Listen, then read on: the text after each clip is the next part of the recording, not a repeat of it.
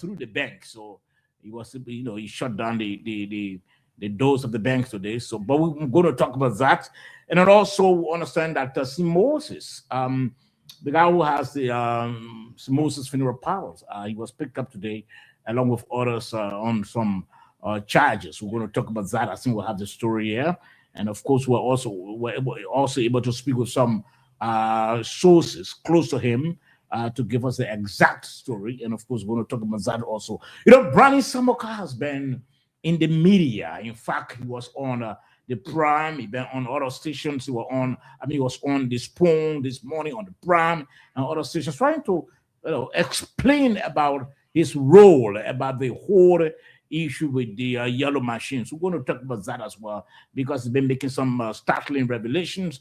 So we're going to talk about those things. Also, revealing his salaries and talking about having or hiring 4 deputies, and it's an expansion of our whole budget we've been talking about. We saw but now we be operating a small government. But we're going to talk about that as well. Tawa, let me welcome Moses first. Moses, welcome to the program. Thank you. Thanks, guys. We've been having a little bit of a technical glitch here. There was no audio for you guys, but it is good to be back. Jimmy Tagbe, Mr. George Kennedy, is Mr. Famula in today? Yeah, sure. Okay, Mr. Famula, how are you, my brother? Congratulations on Thank your you. achievement. And then our technical crew, I want to say thank you for all the good job you continue to do. It's good to be back. I know tonight is going to be a very thought-provoking discussion. Thank you. It's All right. always a pleasure. Thank you very much. Yes, thank you, Moses. I really appreciate you being on the program tonight. So, gentlemen, let's try to talk first about Brownie Samokai from the bottom to the top, or the stories on our margin. Let's talk about that first. Like I said, he has been out and about in the media, trying to explain about about his role and about the issue of the yellow machines. How many of those pieces in town, and when is the next batch coming? How did it come? Because there has been speculations about. There have been speculations that those machines are all used machines. People have been saying a lot of things. And in fact, he also talked about his about him earning salaries at minister's level. He spoke about getting additional deputies to help him run whatever mission that the president asked him to run. But Moses, let's begin with you. I know you've been listening to the former Minister of Defense, J. Brani Samokai. What have you absorbed? What did you gather from him since you've been listening to him? Thank you, Sabot. First, let me come from a strong perspective. I, like most Liberians, are very elated that the Liberian government has chosen to prioritize road construction in our country because, like we have said consistently, the construction of roads will help to make the country accessible. And when that happens, you will see a boost in the economy of the country. Where I reside, it is great because of what? Road connectivity. So having said that, a couple of things that the former minister said yesterday that rather stood out. I think there's more confusion from my end. Take for example, he said that the mandate of the tax force, the Board of Authority, is to execute what he calls special presidential projects. So what does that mean? Mr. Barker can wake up tomorrow and say, look, Mayor, go to Kakata and build a road for me. And this is what I want. And that's what they will run for. That's what Brownie said. Whatever the president says is that what they will be doing. So now we have entities of government, especially the Ministry of Public Works, with defined statutory responsibility. So if the role of the Ministry of Public Works is to build the infrastructure, build the roads, that should not be driven by presidential directives. They know what they're supposed to do. Yes, they can do so in consultation with the president, but not the presidency. There is a project I want, and Brani Samuka, you and your people, you'll go and do that. The bureaucracy, according to Famula, not Famula, I'm sorry, my brother. Brani said that what they're going to be doing requests for road construction projects. Those projects were eminent also from the county level. They will be sent to the board. The board will decide whether to execute or not. And guess what? The board reports directly to the Minister of State for Presidential Affairs. Brani Samuka will have 4 deputies. Hey, Mr. Blanca, you said you wanted a small but efficient government. What do you need such a huge board with 4 deputies, administrative staff? They are already secured an office space for this board. With so much responsibility, and on the board you have the Ministry of Public Works, you have DSA, you have the Ministry of Finance, and the chair of the board is the secretary to the board, Brani Samuka. Mr. Samuka, according to him, he will earn salary commensurate, or the salaries that are comparable to cabinet ministers. And this is what we talked about before. Some of you guys were saying that, oh, well, the board will meet irregularly. No, this is a full-time commitment. So if this is a full-time commitment, you're going to deploy people across the country. That comes with huge financial burden. Samuka said the initial payment from the government to the board is over $900,000 US. And he says to run the board, to run the machines, to maintain the machines, that will cost millions of dollars. They are currently working on a budget. Let me stop there. I think more crisis, more financial hardship. We want the roads, but the duplication is just not necessary. Thank you. Okay, Moses, thank you for giving us your thought on that. Yeah, let me begin with you. Do you see that Moses has said, George, financial crisis? Do you see more hardship? Do you see duplications of functions? Because we do have the Ministry of Public Works in existence, and if the board headed by former Defense Minister J. Brani Samuka will do bulk of what they are asked to do, they are mandated to do. Do you see any duplication of function there? And like Moses said, hardship as well. No. Okay, let's hear from you. You see, I said this one time without even knowing that that's how it was going to be.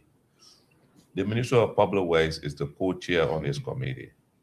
The ministry has its own constitutional responsibilities. It has its own equipment to supervise all government roads in the country, issued to contractors and everything. So in order for this ministry not to be overwhelmed with various counties, roads opening, going to town, they said this committee. This committee will not do any function without the involvement of the Ministry of Public Works. You didn't want to take 300 plus machines and put it under the Ministry of Public Works, where all of these, but isn't, I'm really trying to break it down. Isn't that the Ministry of Public Works function? Let me say, this is why they said this particular project is a special project. They don't want delays. Special presidential project? They don't want delays. No, I want you to qualify the project. Yes, that's it. They don't want delays. They don't want delays. As people think that all things will be delayed, that's not how I'm looking at it. The county authorities will go in their various counties and identify those areas that the road is supposed to go. So when you bring it to the board might not be looking at it from a holistic point of view that other counties, no, they'll be looking at your county specifics. And they see that team is there to go do their assessment. Once they approve, they go ahead to your machines to go ahead, open the roads and equip them. That's what's going to be happening. So had it been left to the Public Works Ministry alone, they would have been overwhelmed. Okay, let's go there. Well, let me first of all, say 100% agree with Brother Moses Sandy. Okay. And there's a reason for that. We commend the government for this initiative that, yes, the machines are in town. But before I was even born, Public Works had this whole functional mandate where they used to have various regional engineers, county engineers stationed in the various counties. And you have equipment in those counties that were actually managed by those guys. So the idea was that these machines are coming. You will set up the same structure with every county having a county engineer that work directly under the Ministry of Public Works that supervise the use and function of these machines. And you also have technicians and other people at the county level that manage this equipment also. Now, what we don't want to do here is that we keep carrying this recurrent expenditure of our budget up every now and then when we set up these silos entities every now and then. The Ministry of Public Works has a statutory responsibility to make sure that the face rolls. So if the president wants a project done with these yellow machines, you have the county engineers, you have the superintendent, you have other people, you mandate them that between this period and this period, you have to open this room, you have to open this room. You don't have to go and set up a new entity. Entities are created by the legislature. It is not just created by the president. Yes, the president may set up an ad hoc committee for a short period of time, but when it is going to be a burden on the national cake, then it becomes a serious problem that we need to look at. You have to maintain those machines. You have to pay people salary. Basically doing the same thing that Public Works will have to do. You also have a presidential delivery unit at the executive mansion. So why are you going to go establish another new presidential project unit again? It's just going to be duplication of function because we want to give people jobs. And I think that is not, okay. Now, I think we you struck the point. We want to give people jobs. But Tagba, the thing is, we have the Ministry of Public Works still in existence. Do you see parts of the ministry's function being taken away by the board, as in the case of what we've seen with the LTM and the Ministry of Transport today? Obviously, it does. I think the government will have to do more explanation and provide more clarification, because a lot of people are confused as to what is the specific role of the Brandon Samokai committee and the work of the Ministry of Public Works. So almost like you have established a parallel public works ministry. I mean, something, the same work the Public Works Ministry is doing is the same work the Brandon Samokai will be doing. So, I mean, there's a need to draw a thin line. The last time we spoke about it, I said, look, it's because the Public Works Ministry is burdened, like Kennedy almost said. It's burdened, it's overwhelmed with a lot of things. I mean, looking at the number of roads across the country they're being built. So I had thought initially that because to reduce that burden of Public Works Ministry, the president, in his wisdom, thought that coming up with, this parallel, I don't know, it's an agency, it's a committee, it's a board. I mean, it creates a lot of confusion in the minds of people, because it's almost like you're setting up a parallel Ministry of Public Works. And as far as you know, from the days of old, we've known that the Public Works Ministry has been the custodian of government missionaries in terms of road construction. So now, splitting that role of the Ministry of Public Works and giving a portion of it to the Brandon Samonkai's committee or board, I mean, government will have to need a lot to explain, because there should be a thin line. What is the term of reference of that Brandon Samokai group? What is the term of reference of the Ministry of Public Works? Who stores government's machines like this, the yellow machines in is it not the Public Works Ministry? Then you have the GSA,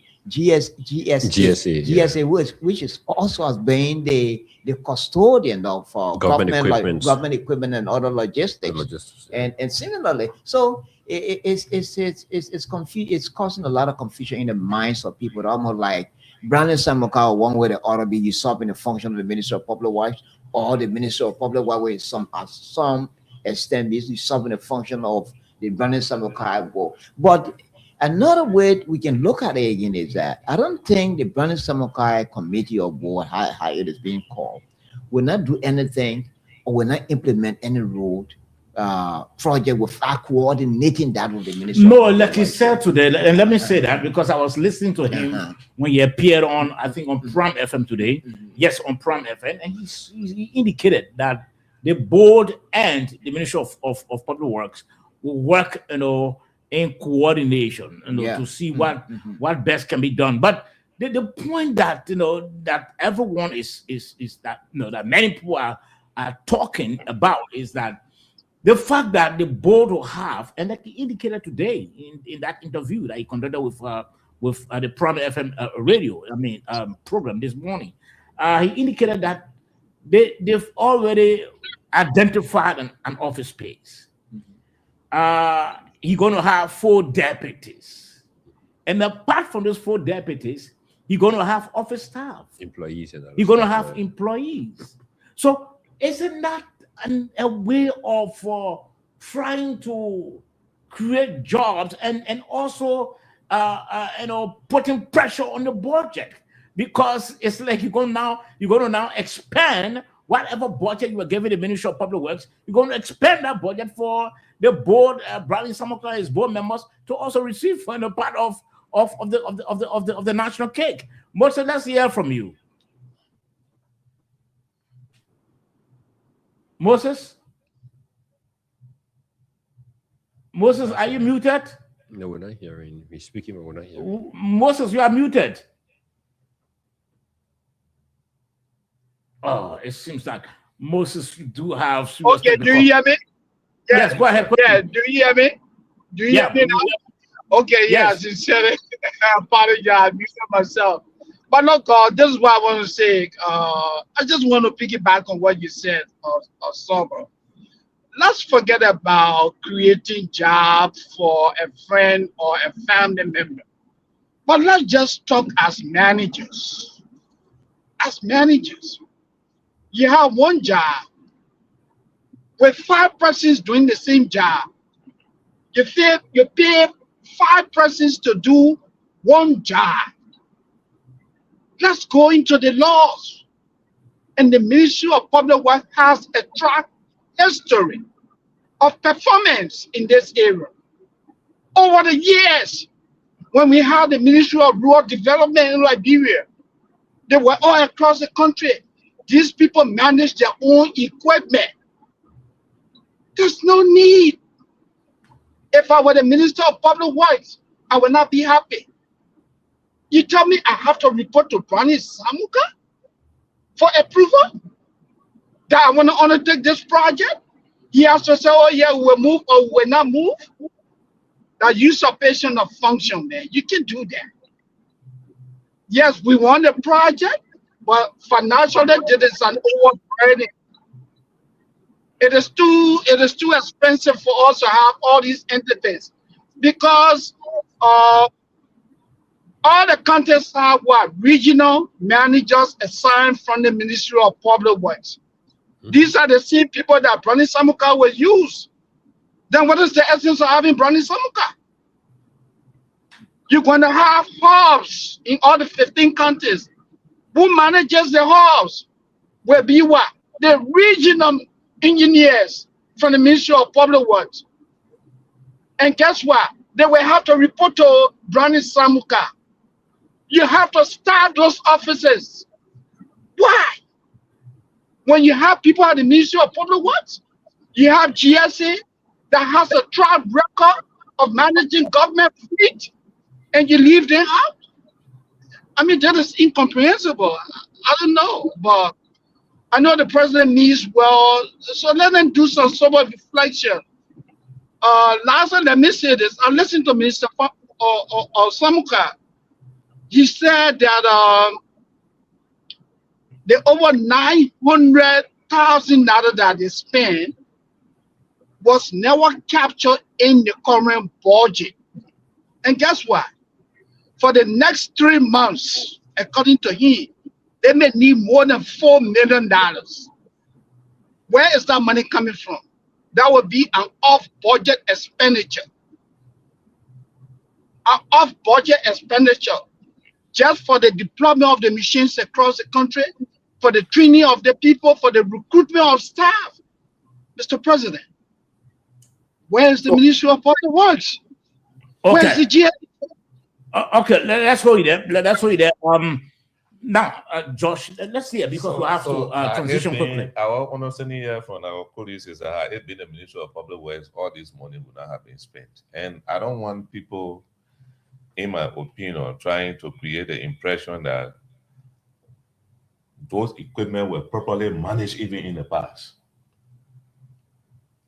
Even the GSA currently, from the most recent past, management of government fleets, we discussed it here the other time. So then, Josh, I come in. So what is going on you're here? Trying to Josh, you're trying to create more. I know, trying to create a situation where we're going to ask more questions. So you're free to ask. Are you saying that the current Ministry of Public Works does not have the capacity, does not have the ability to manage those equipment for which they will have been expanded the same way that we're talking here? Looking at expanded in what way? The current team that they will have need more manpower. No. What if I know? No. So I'm saying not because we are disagree. No, I come in. Not because we are disagree that you will say, oh, let's move to the other side when you get up a long time to speak. No. Let me express myself. Okay, go ahead. Very good. Go ahead. So there are 3 against 1. We agree. But what I'm saying here, nobody knows about 3 against 1. No. Go ahead and make your point. Go ahead and make your point. 4 against 1. Go ahead and make your point. Nobody 4 here. Go ahead. What is happening here is in 5 people talking about extra budget spending. If you take the budget, you read it, you will see other expenses. You will see around $24 million in that budget. The reason why this government were very smart to put certain amount in this budget is there for this type of purpose. So the money that was spent, that Moses is making reference to, that even Minister Samuka is making reference to, was it in the budget? Where the allocation had to be made to the team. That's all. But it was not in the budget, so that's off budget spending now. Agree to that. No, it was not even Ministry of Public Works budget. The 24 million I made mention is not allocated to any entity. So you get it clear? So it's in the budget, it's not allocated to any specific entity. It is there in case government recruit manpower above the current budget level. There's an excess of yes, they go there and spend. That's why you're not getting. So that way they took that's why they may end up going. Okay, let's put it there. The issue is that if we have enough money, for that kind of a purpose, I think we need to look at a critical sector where we should be putting this money. People keep talking about the issue of the bread and butter issue. Why don't we start putting money into the hands of the local business people as micro loans to see how best we can boost our economy? Now, the thing about this is that the Ministry of Public Works has a couple of deputy ministers and assistant minister. In fact, they even have a deputy minister for urban affairs. Now, you bring in these equipment that are going to be in counties, in rural areas, right? These equipment, like it were managed before. Like I said, before I was born, I know that they have regional hubs where public works equipment were being managed by the counties. They were in those counties. Maybe they don't have them now. No, but the structure is still there. Now, if you want to doubt that because these equipment were not managed properly under another regime, what is your reliance now that this new entity that you set up will even manage this equipment properly? Now, no. You don't do try and error when it comes with these things. My thing is that even to fuel those equipment, the spare parts, is going to cost us huge sum of money in our national budget. So it is better we use the current system that we have with the Ministry of Public Works, divide these machines on the various county and let the various county build their structure that are directly under the Ministry of Public Works to make sure that then to establish. So I don't want to provide information to what you said. The next thing again, You are bringing 300 agricultural equipment. Are you going to establish another new entity to manage Yes. agricultural equipment? Wait and see. I wanted to provide So cogent we'll be information to going what back he and said. forth, Establishing boards upon establishing boards. Yeah. boards I wanted to upon provide boards, cogent and information doing to what he recurrent said. expenditure in our budget. Especially when he said it will get to the 4 million. Why would can't take it and go to Liberian businesses? Let me be very friendly. Let me my brother hear it today. Mhm. From the World Bank, the IMF, loans taken and given to the central bank and gave to Liberian businesses. The non-performing loan ratio. Go read the central bank website that they refuse to pay. That's what going to be the one of the You can worst. put in It was a measures. mistake. What measure? You What can measure? put in measures. No. What It was measure a that was political not there? mistake. What political It was a mistake? political mistake. No. We all were here and we saw that. When? Honor, No, honor wait, this I guy, let me hey, speak. Chief, I come in. Honor who? Honor, this guy who was central Nana bank, Mills governor project. Miljuice. Nana I'm coming Mills at you. project. And there was again another one I will put on the Ministry of Finance. But the same thing that he said here, you have to put proper mechanism in place. You can put in If the measures. government So take the it loan, is in hey, machine Chief, that I'm the coming now, mechanism will boss not be man. put into place, right? Chief, I'm No, coming wait, now, let me Chief. speak. I'm coming. If you Let take me this speak. money, if you take You this, know, somebody is enjoying the split between You know, you. No, yeah. yeah, this no, one. No, it's good but like it's that. split today. if you take this money and give it to the commercial bank, Uh-huh. the same way how the commercial banks are managing their own money in terms of giving loan to businesses. That's the same way to and the manage businesses that money. are paying Most back. of the commercial Those banks monies accept will by be media paid back. Let me consulting. speak now. Most of the George. commercial banks. No, let The me speak. NPL is not for performing loan for the Liberian Okay. businesses. What's Okay. what's in the records? But they still find a way. So No, don't no, discuss they that. still All All find a right, way to get our money. gentlemen, we'll have to transition.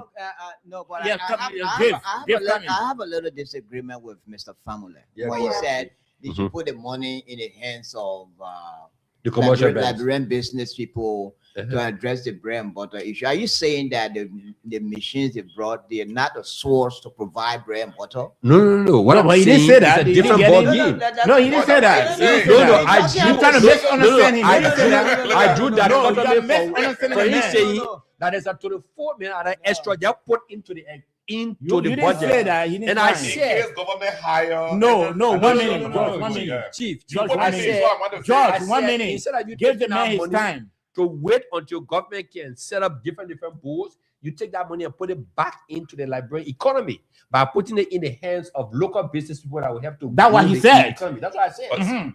Okay, gentlemen, we have to transition. We have to Once you transition. say something that someone wants to hear, No, that's what the man said. there is We some have more. to transition. We have to transition. You You're know? listening to the Nighttime Heat Radio on Prom FM 105.5. We are also streaming live on Prom FM Monrovia 105.5 and also streaming live on our Facebook and our YouTube channel. We want to share the live video tonight. It promises to be very, very interesting. In fact, we've already begun, feeling the heat of the program. Gentlemen, let's go into, please share the live video. So want your friends, your relatives, your loved ones, your partners to watch the show tonight, kind of share the live videos. Gentlemen, let me read this story quickly. We are still on the margin of our major stories. Let's exhaust those stories, and then we can talk about major stories tonight. Let's talk about this story quickly. This is on the margin of our story.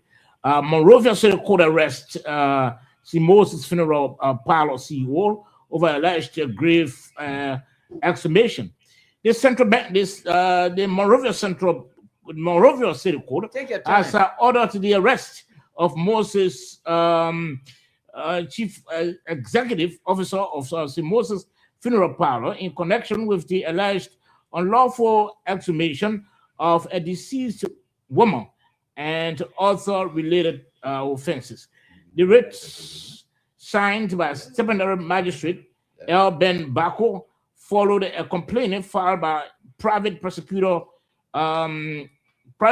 prosecutrix Euphemia Thompson Wisner through the Republic of Liberia. According to court documents, defendant Moses Stanley Roberts and Jackie Green are accused of participating in a illegal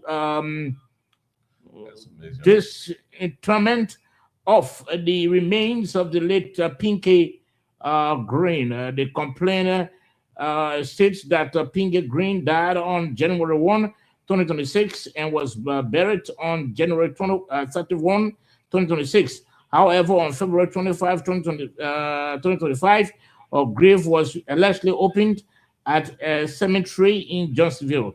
The body was reportedly removed and later reburied in Bomi County at a grave site owned and operated by the Moses. Court records further alleged that the act was carried out without legal authorization and in violation of Section 18.12 of Liberia's new penal law, which addresses abuse of a court. Prosecutors say the alleged conduct was intentional, unlawful, and executed in conspiracy among the accused. Charges filed against the defendants: abuse of corpse, criminal facilitation, criminal conspiracy. All right, so gentlemen, let me not read all. That was the story today that been trending about Moses' arrest. Let me hear from you first, Moses, and then Tabo can give his take on that. Look, honestly speaking, when I read this story this morning, it really bothered me. And I hope what is in the media is not true. But if it is true, then a lot of our people, I shouldn't say a lot of our people, some of our people are just heartless. I mean, to put it the most simplistic way, stealing from the dead, someone died, the person was interred. You remove the person's remain and rebury it without no relocate of this person somewhere else, and you do that? So that's unimaginable. This matter must be investigated, and if Mr. Awuzwe and his company and his funeral home are in the wrong, I think government should punish them to the 40th. This is absolutely wrong. Okay. So we got your thought on that. Well, first of all, yeah. look, I don't want to be judgmental here. First, there's some questions that need to be answered. One of the questions is, what is the Moses' relationship to the dead person that was exhumed, allegedly illegally exhumed? What was it? Where did the body come from? His funeral home, and some money weren't paid. That's why he exhumed and carried to a funeral home or his grave. What was his connection to that body? And is it possible for St. Moses to exhume a body he has no relationship with exhume that body without any reference to the family of the dead person? These are questions that need to be answered. What prompted his action? We don't know, except we haven't heard from St. Moses. And this matter, I understand, is going to court now, or is already in court. What is his connection to the dead person? Is he related to the family? Did he get the approval or the acquiescence of the family before exhuming and doing a reburial? There are a lot of questions that need to be answered. Unless the questions are answered, you can clearly state why he did it and whether he did it without the approval of any family member if he's not related to the family. Okay, Josh, let's hear from you. The first question is, did he do it? Mm-hmm. That's another question. Is it true? I know this particular funeral home has been associated with a lot of allegations of some practices that, spark controversies across the country. But in spite of the controversies, the allegations, it's better to know the truth. And I think the court will come out with it. I think he's a Togolese, right? I think it's a Liberian Togolese. A Liberian Togolese, So at last most of the things you can hear about St. Moses. What's the full name? He has some. Awuzu. Moses Awuzu. Awuzu, Oh, yeah. okay. Things of that nature. So most of the things, negative things you can hear about this funeral home, you don't easily hear about other funeral Other homes funeral around. homes. So the Brent people can say anywhere there is smoke, there's There's fire. there is fire. So this particular matter needs to be adjudicated, and let's see what will happen. Because if that is what happened, then of course it's very bad. Okay. Yeah. But Let's hear from you. Let's hear from you, Joe. Well, I will, go with my two colleagues here. I think basically the matter is now before the courts, and as they go into the matter, they will come to realize what was the motive behind it. Because even when the government herself want to assume a body, maybe for autopsy purpose, you have to be with the acquiescence of the family members. Yeah. So is it possible that some family reached out to Moses and say, where we buried this lady, we don't want her remains to be there. We want to move it to your cemetery in Bomi County.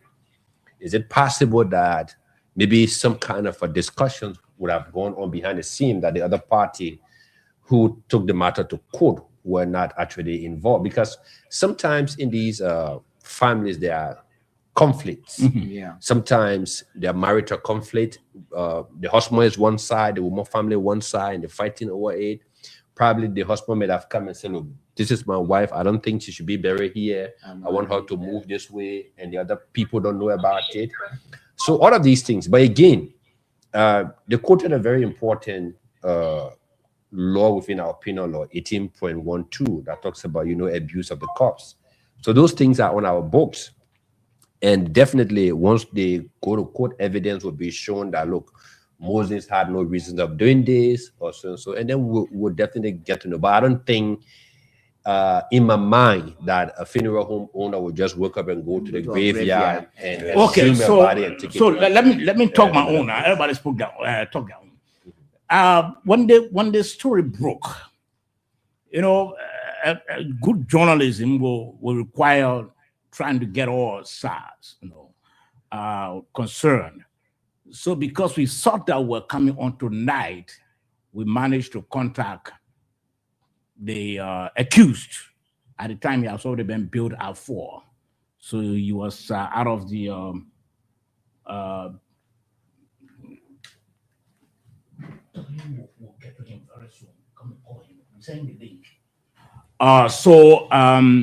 I managed to contact Moses, and I asked, what is ongoing? Because I know you very well, you're very technical. And before, you displayed that to even me, my wife, and other family members who took body there.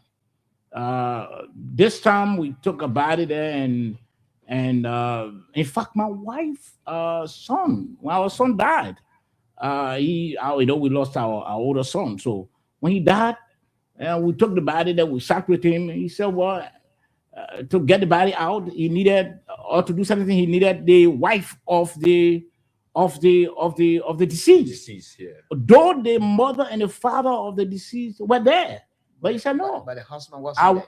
No, the wife was not there. The He wife said, wasn't I there. need a wife to be here to sign before the body can be out of release or something. So that's the type of person he is. He follows he's technical. He's just not Maybe easy those person. are the procedures involved. Fine, yes, that's the procedures involved. Mhm. So I managed to contact him to ask him what was really going on. And he indicated this lady died. And when they took the body to him, before he could do all of the processes and do burial, he managed to ask for the death certificate, because what they ask for the death certificate before they can even take the body in, or before they can do any further processing of the body. So families of the deceased who are in the US, they send what they call the power of attorney Yes. to another family member here to be the one who Moses will deal with. And that power of attorney lawyer is here. Whenever you receive it, They give you authority. it gives you authority to do what you're supposed to do, because you have the power of attorney. So the family brought send the power of attorney to this family. So as a result of that, having the power of attorney in his hands and that of the death certificate, he managed to go right ahead, and the burial was done. I think somewhere around in Johnsonville. So that was open. So when other family members, heard it, they came and they went to him and they said, "Oh, but you have to exhume," and so that nurse was on. The nurse was on and said, "But before I could do what I did, I had to get power of attorney and even got the death certificate," and he did. And so, while in that process, the other family got somehow angry and they went to court. But the point of the matter is that, and this is a lawyer, I don't know, and I stand to be corrected, I don't know what is criminal about what he did about the exhumation of the body, because he acted on a major legal document. Yes. He acted on a major legal like I said, this is a man who's very, very technical. Even Dave, if you, God forbid, you took the Sunday, your son passed. Before anything, you want the son wife to come. God forbid my son. So that's so even though I don't have one, I have two girls. Okay, so that's the reality. He did it to us before. In fact, besides, some neighbor of us passed, and again, he had to ask for all the documents and all the family members who are close to this body before he can. So that's the type of person he is. So for people, in this country, and this is my disappointment, we quick to pull each other down. Immediately I hear something about Edwin, I will not ask. You fly with I it. start flying with it. And that will not help this country. You look at a man who is running his business, a man who's largely known. See, Moses is not a small man. He's heavily known. He's known by many people. But the entire country, government does business of him, other private institutions, do business of him, private people do this. So men of that nature, you look at his business and you throw it in the mud. You put his name in the mud. You say things that are not true because you don't like him and you don't go to. And that's my disappointment with the media nowadays. We hear something, even if it came from the court, you can still go to find the individual. Even if the information came from the court, you can still go to find an individual. Say, look, there's an issue with the court that I saw. But what is your story? But that doesn't happen. They flew with that thing today. Oh, Moses, I think. What is the? So let me ask the legal counsel. What is the weight that this power of attorney has? Well, it has a serious weight. It's authority given to you to act on the behalf of another person who may not be present. So I can give you a power of attorney to act on my behalf, meaning I've given you legal authority to do the same thing that I would have done if I'm present, but because I'm not present, or even if I am present, I can still give you that authority. And you don't have to necessarily be a lawyer. No, you don't have to. You don't. But it gives you authority to take decision on my behalf. And when that decision goes to court, the power of attorney will back you based on that authority. So in this case, the power of attorney will back him. Of course. Because he received the power of attorney from the family in the U.S. And besides that, in addition to that, he even received all of the necessary documents, death certificates, and all of that. And that's why I say in many instances when you hear these things is because there are conflict or confusion in the family. Basically, this is what actually is now coming out. So I can comment. And somewhat another thing. This is a St. Moses guy who been in the business for several years. He's all current with the protocols and procedures when it comes to dead body business. So I don't think St. Moses will breach those protocols or procedures. No, he wouldn't. Yeah. So he wouldn't. So the matter is in court. I don't want to prejudice it, but I don't think a power of attorney will be valid if it doesn't come from the real authority. Well, if it comes from the family in the US, that is where I'm coming from.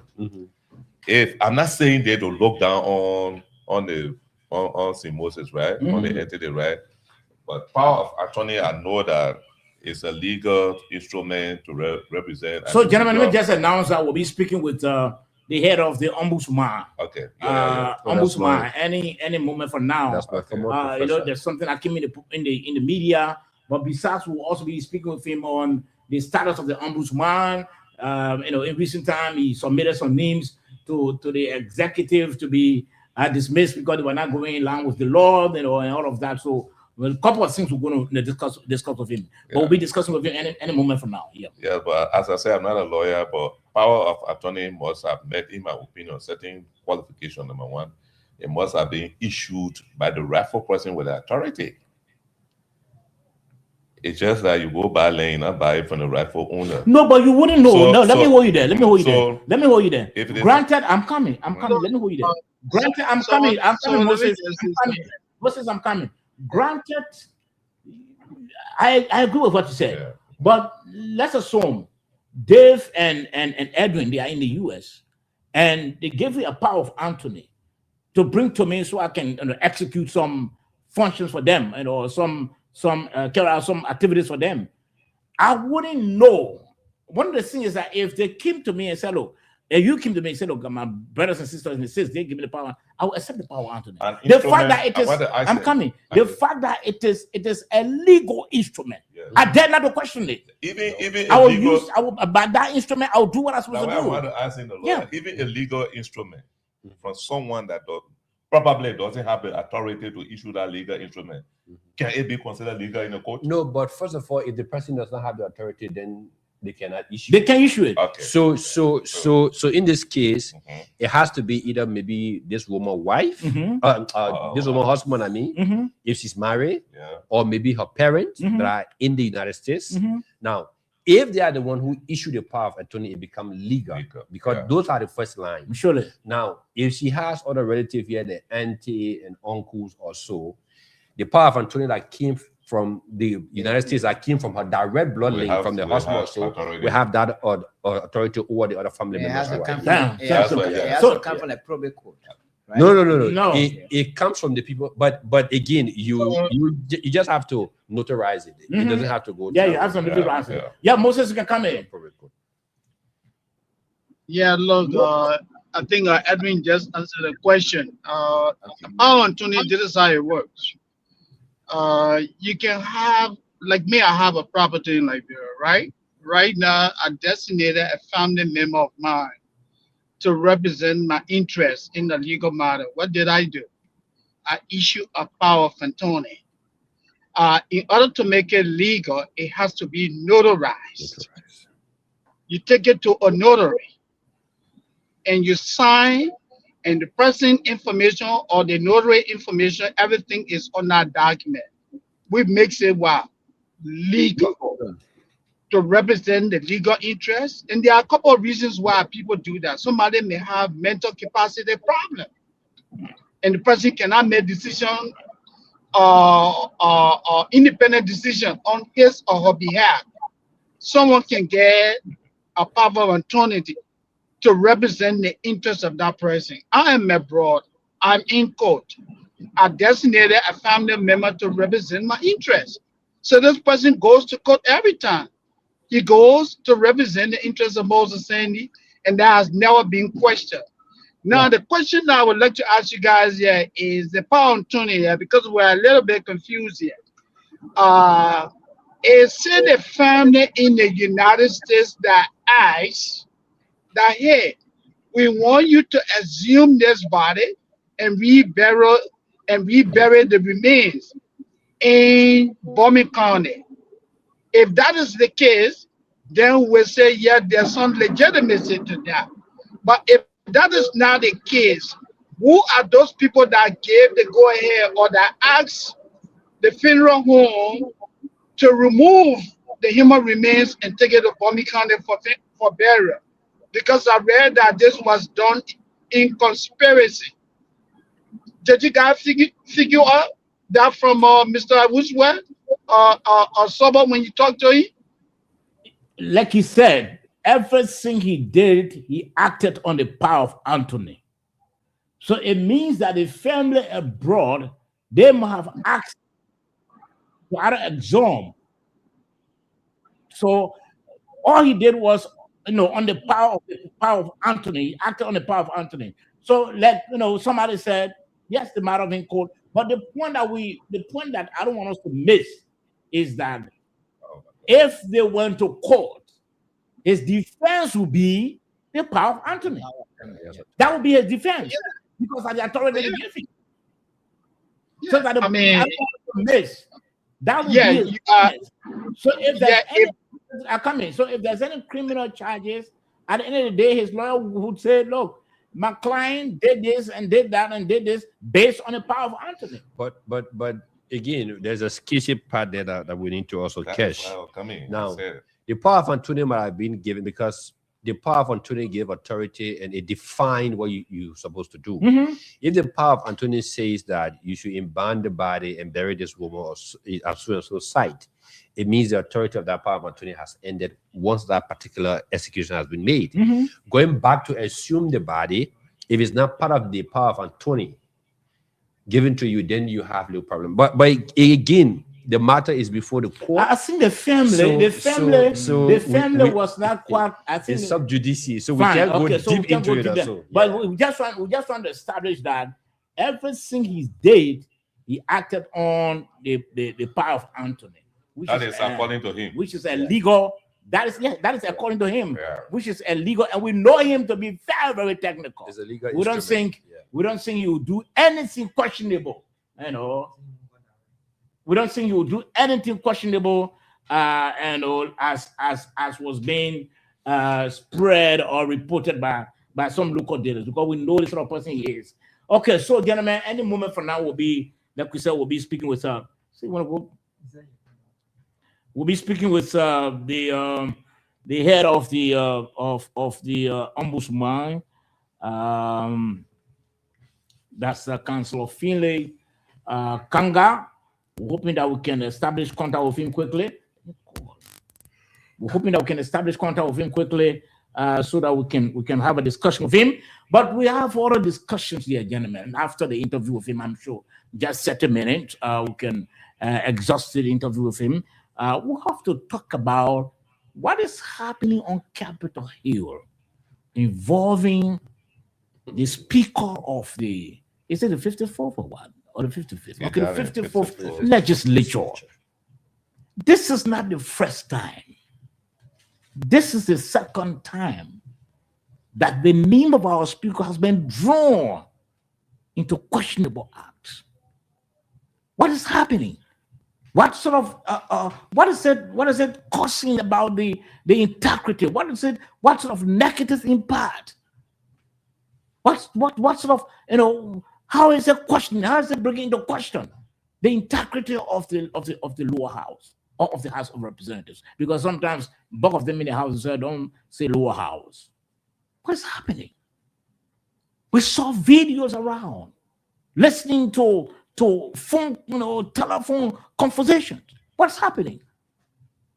So we'll talk about that. We'll sure talk about that after the interview with Councillor Finlay Kanga of Ombudsman. We're going to talk about that.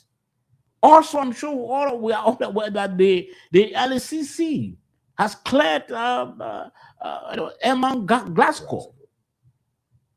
The LCC has cleared her. So we're going to look into that, reading the story, but the LCC said they found nothing questionable. That Emma Glasgow was reported and involved with, and that led to her dismissal in government. We'll talk about that as well. And this issue with the social media, is it actually being used in our country for the right purpose or for the wrong one? Something happens. You see citizen journalists. Anybody now who got something on a smartphone, he's a journalist or she's a journalist. And they're spreading it. Is it that we are novices to the usage of social media?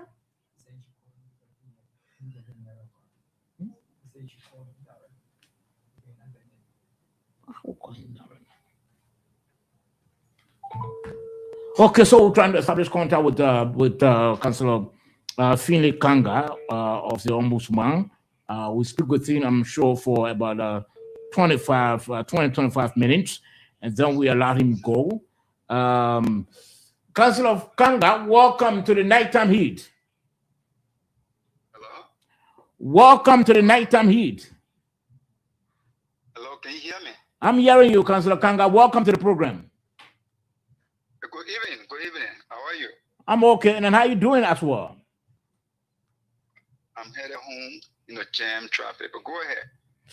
Okay, so you are on the nighttime heat, a program with 5 panelists, and each of the panelists, I'm sure, will have questions for you. I'm the lead presenter. We are pleased to have you on the program tonight. We actually wanted you to come on camera so that you can be on both the Facebook, the YouTube, but it seems that you are unable, and so you asked that we'll call you directly. So we are pleased to have you on the program tonight. Thank you for your program, and I'd like to say thank you for those that are listening to you. I wish them well as each of them try to get home. Those that are home, I wish them the comfort of the evening. Okay, so let me just give you the names of our panelists. We have Mr. David Benedictus Erasmus Tabwe. He's one of the panelists here. Mr. Edwin Fambola, he's one of the panelists, a recent graduate of the law school. And he said you are his former professor, so I'm sure he's going to ask you a question as well. I will also have on the program Mr. Edwin, Mr. George Kennedy. George Kennedy is one of the panelists.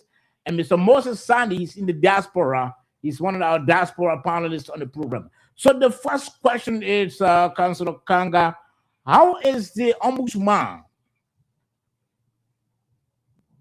Thank you. Well, the Office of the Ombudsman is in startup. We are one of the newest institutions in the country, and we are developing our capacity through developing procedure and processes, regulations. Then quite recently, we had an international conference and a technical workshop that had participants from almost all over the world. Specifically, we had partners coming from Europe, Denmark, and the Netherlands. And it was a wonderful event. Of course, we had presented from Ghana, Pakistan, South Africa, and other countries. So we are in startup. Okay. Despite that, we continue to engage the public, which one of our shortcomings is education awareness. Then we are now trying to step on that by engaging the public whenever we have the opportunity to tell a little bit about what the office is.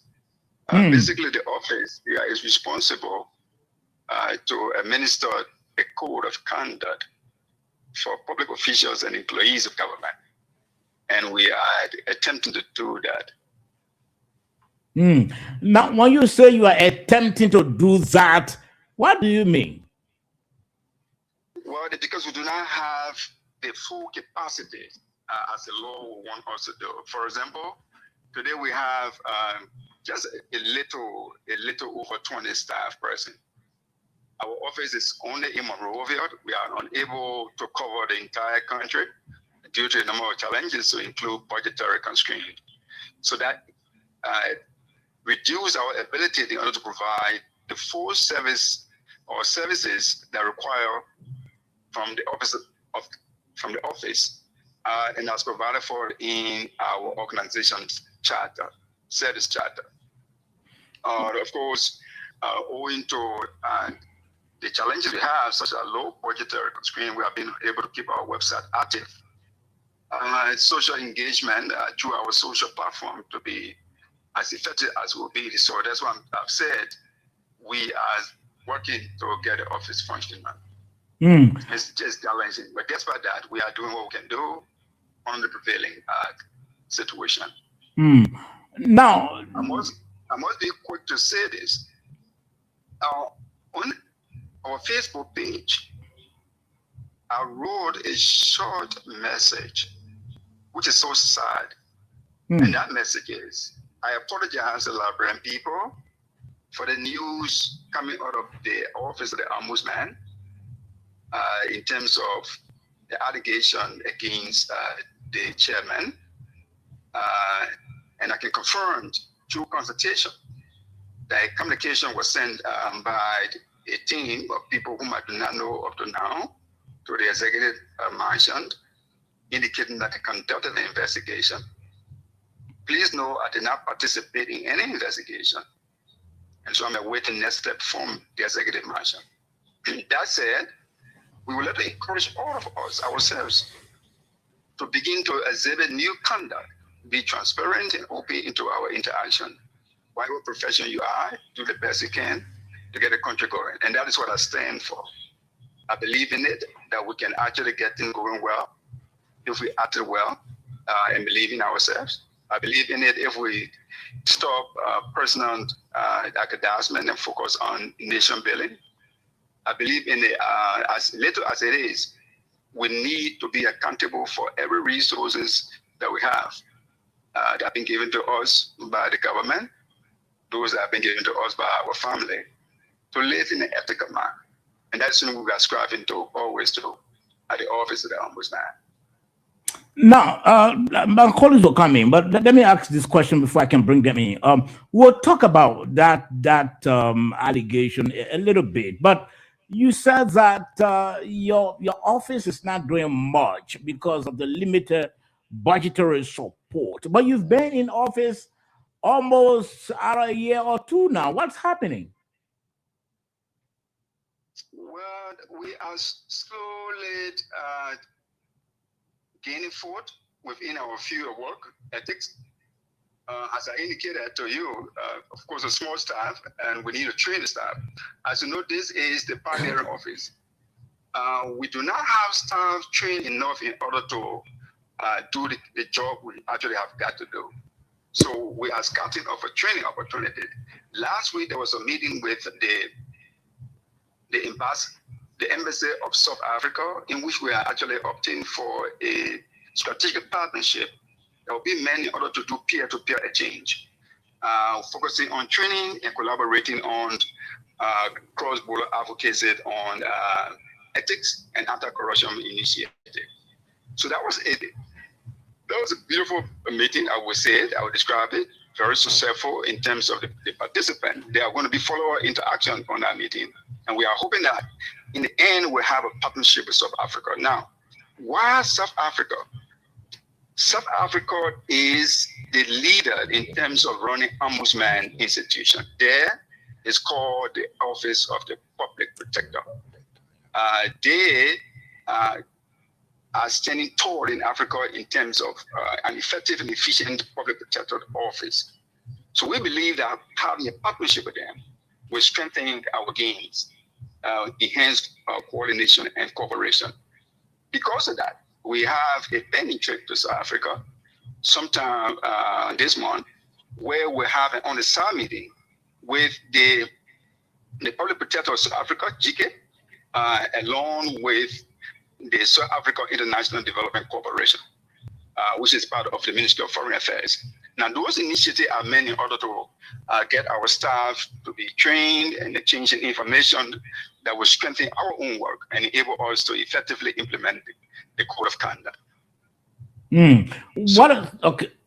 Yes, go ahead. Yes, please. I'm driving, so there's huge traffic. But please go ahead. What is the current budget of the Office of the Ombudsman? 750,000 for a whole year. For a whole year. For the whole year, it's about 750,000. When we started off with no budget, we operated for pretty close to a year. And then the president office gave us a grant about around 300,000. And subsequently, we had a budget of around 650,000. And our budget is slowly increasing. This year, the budget year we have around 750,000, which I think is a progression that we should appreciate as Liberian. And we should not just focus on the challenges we have, but we should begin to use the resources we have in an effective, efficient manner. Okay. Our challenge is not a budget, but it's utilization of the budget. For example, in order to access money from the Ministry of Finance is challenging. Of course, you can call any other agency. They might be able to tell you how challenging it is to actually ask the money from the Ministry of Finance. Okay. We are hoping that there will be dialogue with the Ministry of Finance by head agency to ensure that there will be a quick turnaround time in terms of getting the allotment from the Ministry of Finance as approved by the National Legislature. Okay. So, Councillor Kanga, like I said, I have other panelists on the program. So let me allow George Kennedy to ask you now. George.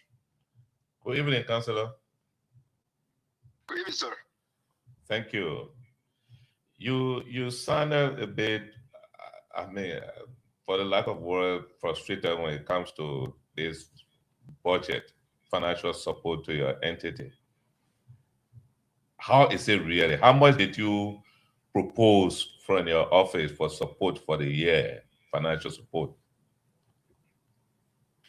Well, our proposal is around 2.3 million to have an effective operation. But now we have about 115 staff, and we have staff person in all of the political subdivision of Liberia. That will enable us to have a local person. And then our capacity in terms of logistics, in terms of operation, will actually be effective and efficient. We tend to have small staff, but having a small staff of 150% would be one, and the second thing would be to train those staff, make them to get committed towards the office operation. Part of our plan is to find a way to recruit young professionals and have them trained in and outside Liberia specifically to understanding ethics and governance, and then the debate about ethics will actually enhance such that you will have a pool of people to recruit from. Currently, you don't have that, so we are recruiting and training people. We ourselves, we're also being trained by others. But over the next 2 to 3 years, we anticipate that we would have trained enough staff, hoping our budget would have actually gone up, and then our activity will actually increase. But that can be done considering the current trend. If our budget will probably go a little over $1 million, that will actually enhance our activity. And that's what we are hoping. But alongside that, we are having conversation with donor communities such as the EU. On Sunday evening, thankfully, we signed a contract with the European Union to assist us with awareness and awareness raising on the Office of the Ombudsman. And the small project is called Know the Ombudsman, because that's one of our major challenges. The office is not known, and we need to popularize our office by having engagement with students and just all sectors of the society. You keep talking about publicity. Do you have media people, media person, let's say communication person in your entity, trained media, trained journalists? Or you have a vacancy for one? Or you have vacancy for one? Well, indeed, we have vacancy for a media person. We don't have the resources right now to hire one. However, we have staff person that actually trained journalists who have been engaged in the media work, and with that skill set they have, aside from the work that they are actually being specifically hired for, they are actually doing that. We have Honorable Dugley, who has been the media person and handling a company of our work. We also support the media work of the office right now. You mean Honorable Maurice Dugley? You mean Honorable Maurice Dugley? No. Ablaye Dugley? We're talking about Vanin Dugley. Vanin Dugley is one of our newest president, and he's actually from the media background, and he assists in other sectors of our office. Okay. All right. So let me allow Edwin Famule to ask his question now. Good evening, Prof. This is one of your students from your property law class, Famule, who just graduated on Friday. Now, Prof, one of my issues and challenges that I've seen as we gradually move into 2027, 2028 if all of these constraints that you are putting out today, it is now solved by budgetary allocations, do you think that we'll be able to properly uphold the code of conduct that people who today are in government and still holding political parties, affiliations, or positions will be able to turn down those government positions to go and campaign? Do you think it's possible? I think yes and no. Let's go over the yes part. It is required of all of us as citizens to do the right things. So with or without the office of the ombudsman, we should actually be opting to do the right thing. There are laws already in place to encourage you to doing the right thing. And so we are there to amplify the concept of doing ethical things. And that's our work as ethics officer. But individually, we need to find time to tell ourselves in the first place that it is time now to change and live in a manner that promote ethical governance. You can do that beginning from your home.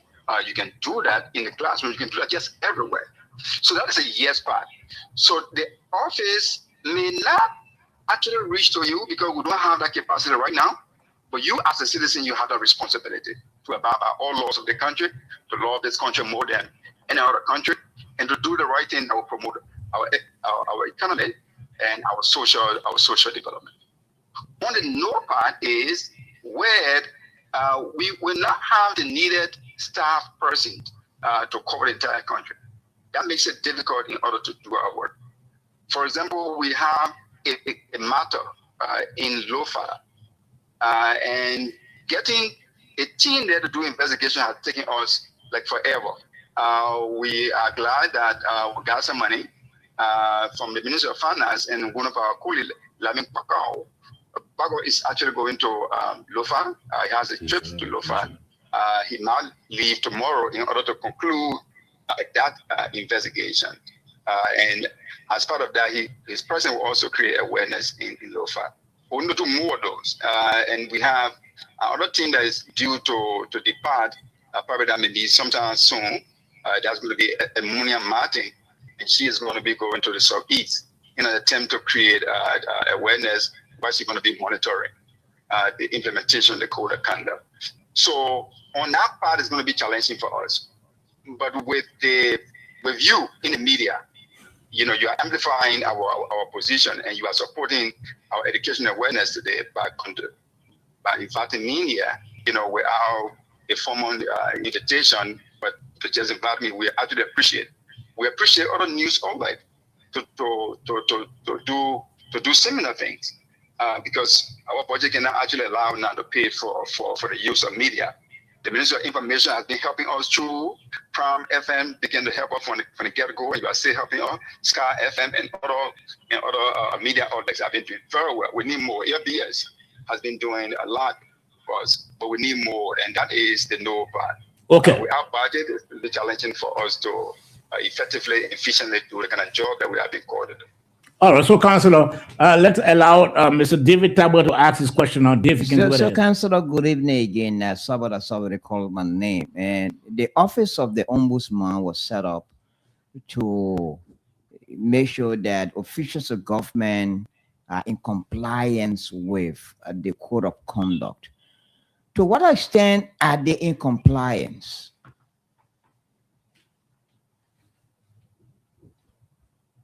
I'm sorry, I didn't get Mr. Yeah, I'm saying that the office of the ombudsman was set up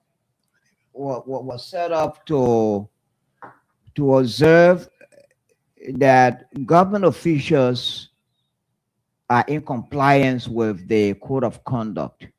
To what extent are they in compliance? Well, if I'm agree, not full compliance, but some compliance. It depends on what we are talking about compliance. So they discuss, for example, signing the code of conduct. There are a number of government officials that are yet to sign on to the code of conduct as provided for under the code. The code provides that all those who are in government today, before entering, assuming government responsibility, should sign the code of conduct. And if you are in government, you should sign the code of conduct. It's a demonstration of your understanding of the do and don'ts within the law.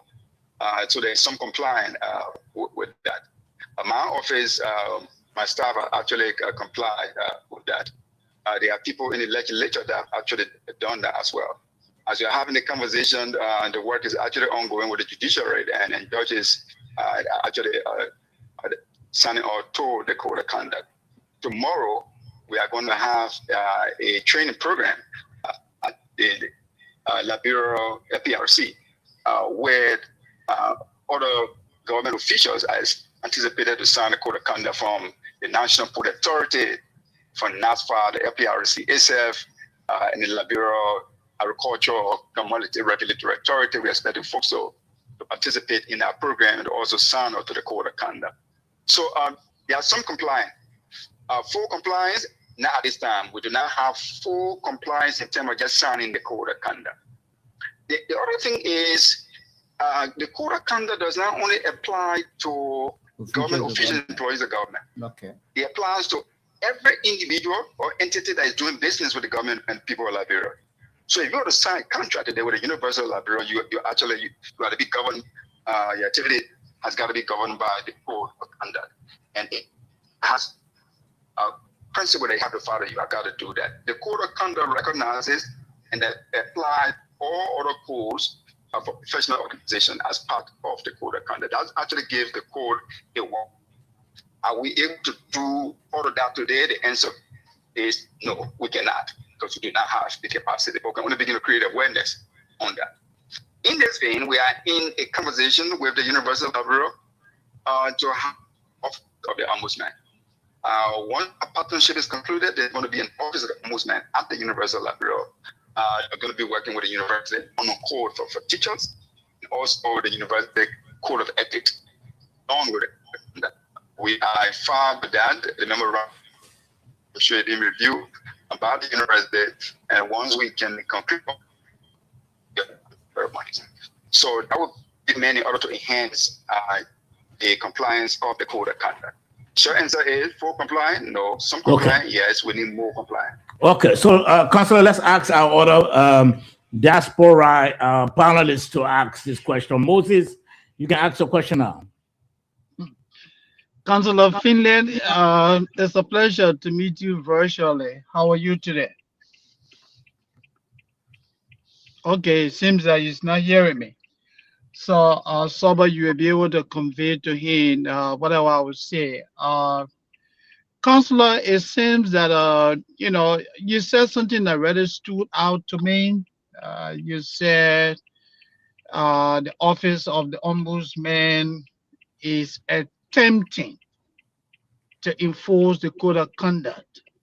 And I think you're absolutely right, because the Office of the Ombudsman exists in theory, but in reality, no one pays attention to whatever you say.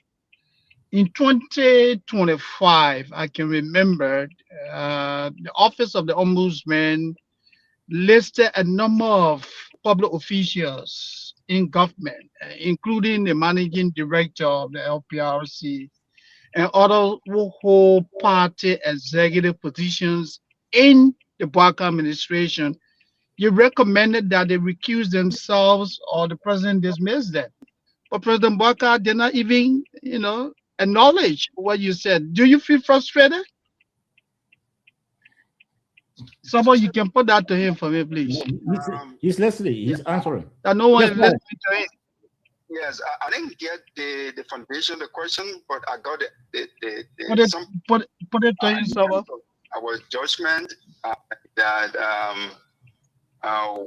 recommended for some government officials who are party officials to be dismissed. Am I frustrated about the fact that has not been done? No, I'm not frustrated. Now, the matter as we discuss it today is before the court. There was a prohibition filed. Immediately, the recommendation was submitted to the president, and we are yet to actually receive an assignment from the court to have that matter adjudicated.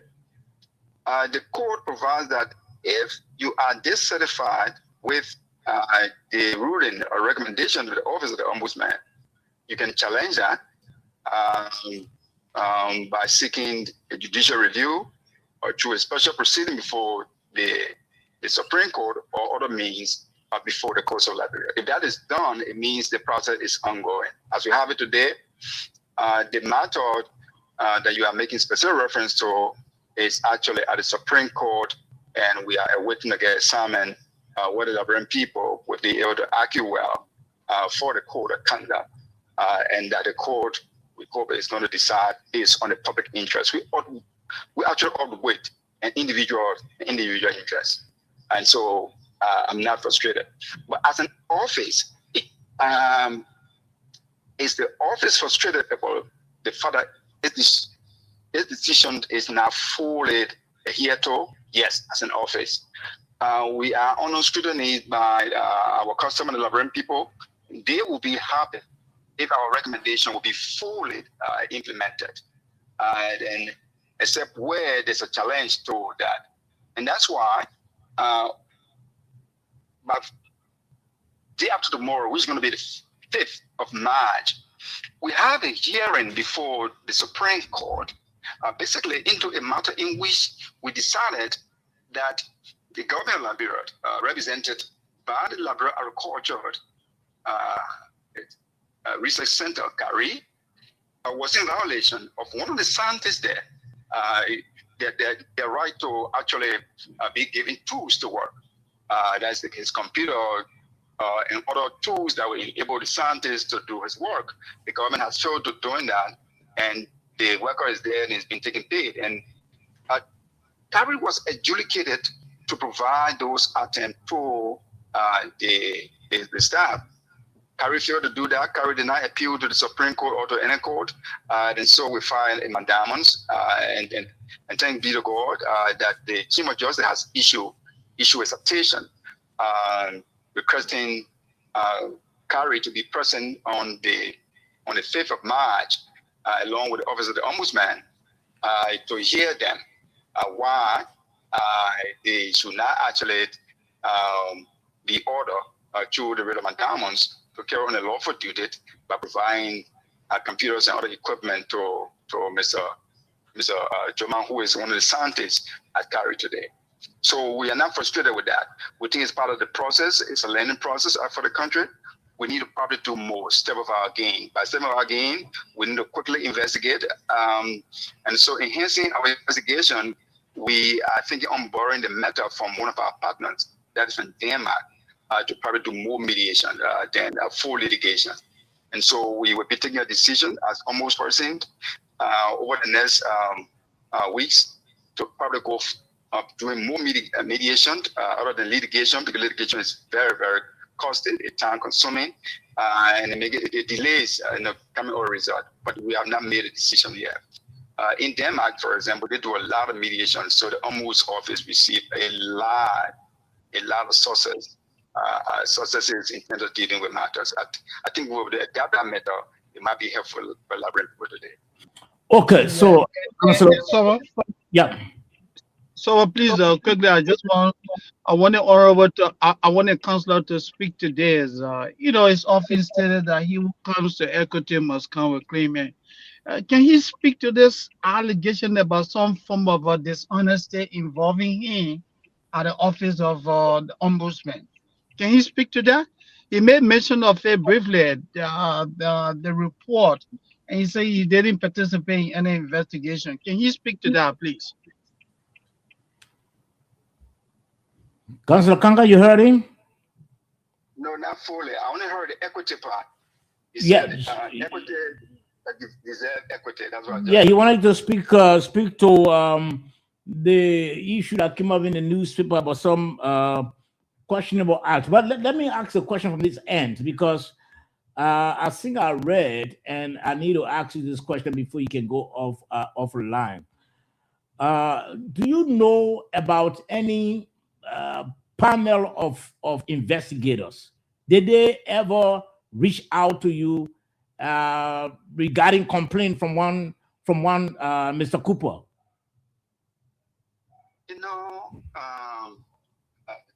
Thank you.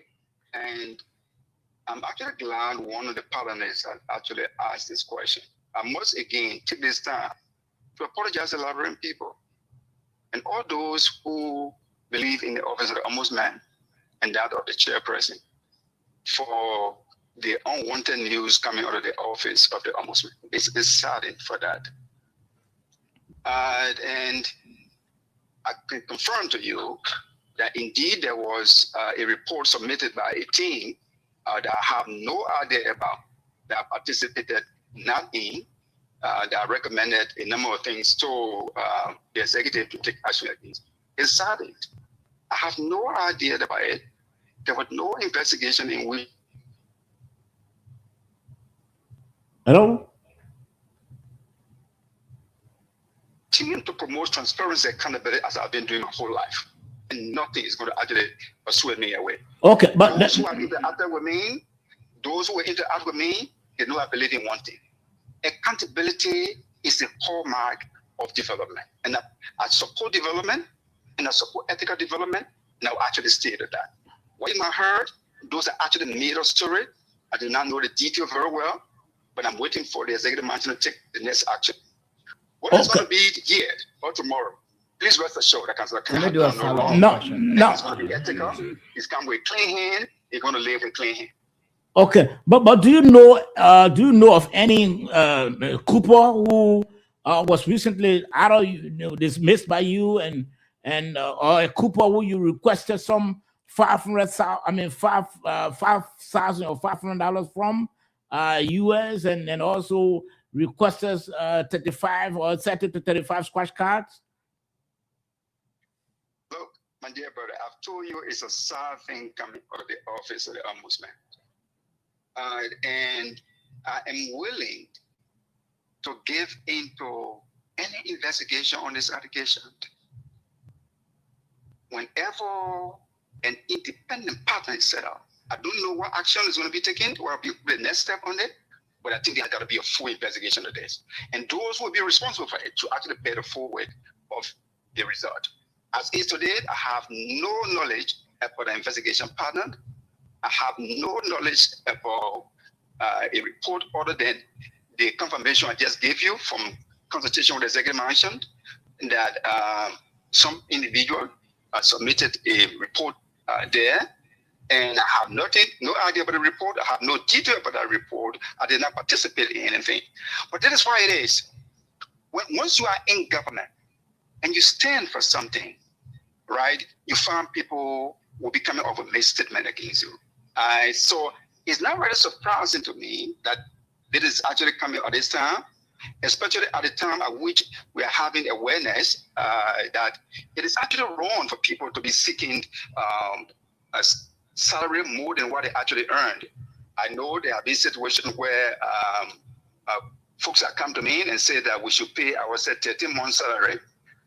And I've said, well, that is unethical. That is going to be the wrong appropriation of the money.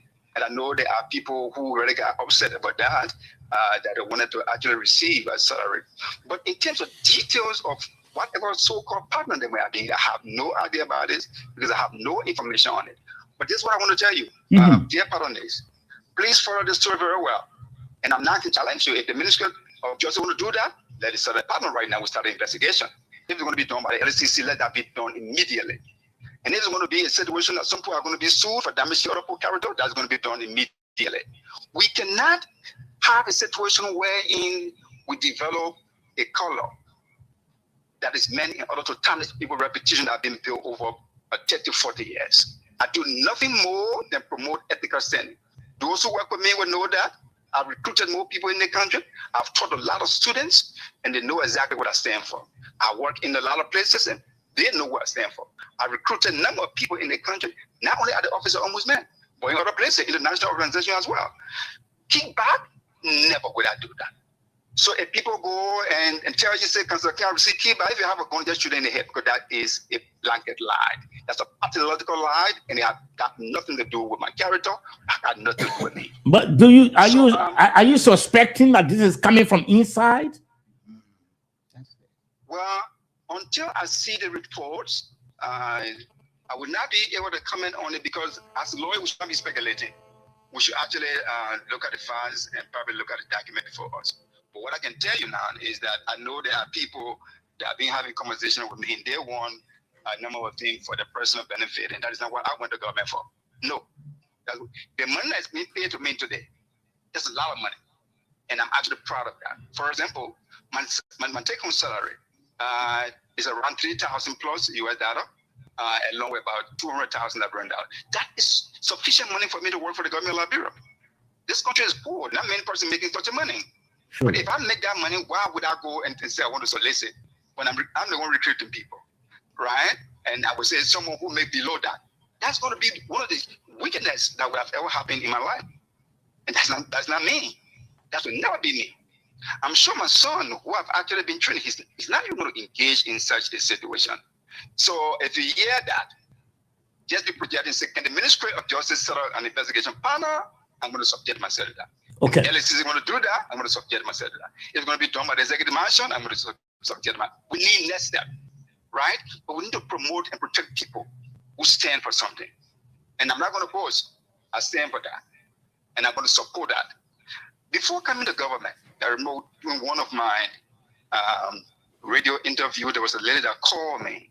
And I still respect that lady, and I still remember her advice. She told me, Councillor Kanga, I've followed you for many years. Now you are going to government. Please don't shame me.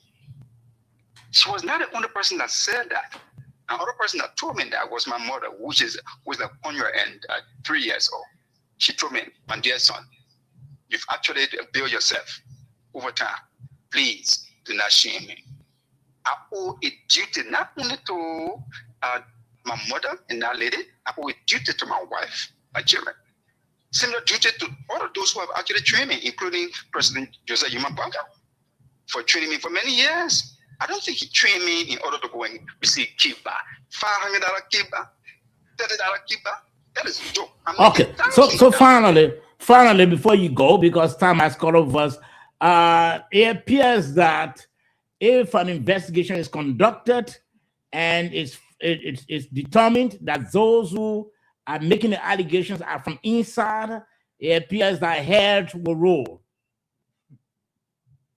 Well, indeed, we will have to consult, considering the level of allegation, we will have to employ a lawyer. I talked with my lawyer before coming to this interview.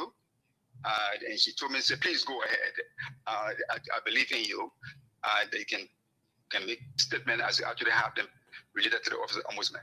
Here's a rule. That's going to be something that's going to be decided by my lawyer. Okay. But those who are actually bent on trying to steal public resources, you got me to contend with. The few days I'm in government or the years I'm in government, when I know you have done something wrong, we'll go after you and we'll use the law. If Councillor Kanga have done anything in that particular framework, it needs to actually be coming after by the law. Okay. Have I done anything wrong? No. All of this you are finding probably in the media and other things, those are just fake. They are actually many order to sway their way.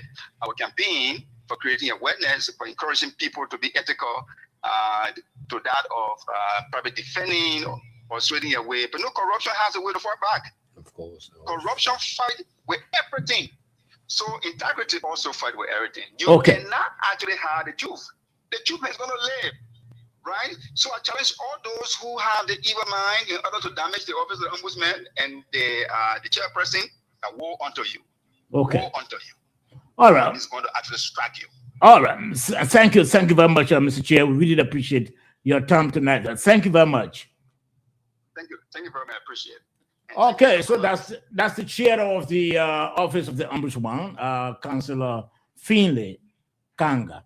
Gentlemen, I think you're listening to the councillor. I think in the latter part of the interview, he was very somehow emotional. But let's go around the table. I know we'll have to discuss our issues, other issues that we'll have here maybe tomorrow. But let's go around the table. And let me begin with you. What did you gather from the councillor? Your takeaway. Well, he sounded honest. He sounded like someone who knows what he's doing. He also sounded frustrated at the fact that financial or budgetary support to him is very low. He has not been able really to do what he wants to do as head of the ombudsman. He also sounded frustrated at the fact that the legal system according to the law, that's will be tested by people. He's how to call it. He wants some action. Executive mansion takes some action against him. Have gone to court. He said that's why the law says you get a right to go to the court. And they've gone there. The process is taking long. He didn't sound happy about that. And so for me, he knows what he's doing. Yeah. Okay. You know, I'm one person who know Professor Kanga very well. That's my former instructor. He taught me property law. And when it comes to his honesty, I can vouch for that as a student, because many times when he entered the classroom, those are the things that he tried to push. You know, the whole issue about land rights, but people taking other people's property, and how, in fact, he's been engaged in a lot of those fights, sometimes doing it as pro bono, even helping people who other people want to take advantage of, to take their property away from them. So coming up to hear that people trying to, you know, bring this thing about him, when I read it today, I just laughed. I say, probably they don't know this short, tight-looking bastard man. He has a very big heart. You know, I've dealt with him many times in the classroom or so. You know, even his interactions with students, you see the honesty in him when he gets to the classroom, the way he wants the students to be able to grab the subject matter and so forth. So basically, but like you rightly said, you know, the country we have, that's how it is. And he struck a very good point. Corruption always fight back, and it's going to fight back heavily, even to the extent that it may cost people their lives. Because if people keep doing things over and again and they're benefiting from it, and they realize that this guy wants to come and put a stop to it, they can get up against you. You know, there was of Fula Ome that I learned something from, who was my neighbor in Mamba Point. One day he called me, he said, Edwin, come. He said, I always hear people complaining about you, that you're different among everybody. He said, but you have to be very careful. I said, why? He said, when you are in the place where you have about 100 people, and 99 of them are thinking one way, and you're the only person thinking the other way around, there are two things that you have to do. You either join them or you leave. But if you decide to stay there, they could get rid of you, because it becomes very easy. Okay, I think that's the battle he's fighting right Okay, Dave, let's hear from you. I think the councillor feels injured. You know, people's reputation. I mean, a person's reputation is his or wealth. And when that reputation is tampered with, and this is why you see Councillor Kanga becoming emotional at the latter part of his comments. And I think it's because of that injury or his character that he has already hired a lawyer, or talking with a lawyer, so that those who try to drag his reputation in the mud will bear the consequences. Okay. But again, even if the council, let them the other way around, even if the council are taking bribe, Sabo and everybody here, you don't expect the council to come on the radio and say, yes, I took bribe and this is what I took it. So until the matter goes to court, I hope that, you know, before the matter has to go to court first, it is court will determine whether he did it or not. Okay. But saying it, no one will commit a crime and come on the radio like it and say, yes, I did it. I took the money, I took a bribe. So that we see what happens at the court. Okay, Moses, let's hear your takeaway. I just want to say I'm a little bit confused because Mr. Tonga was very judgmental.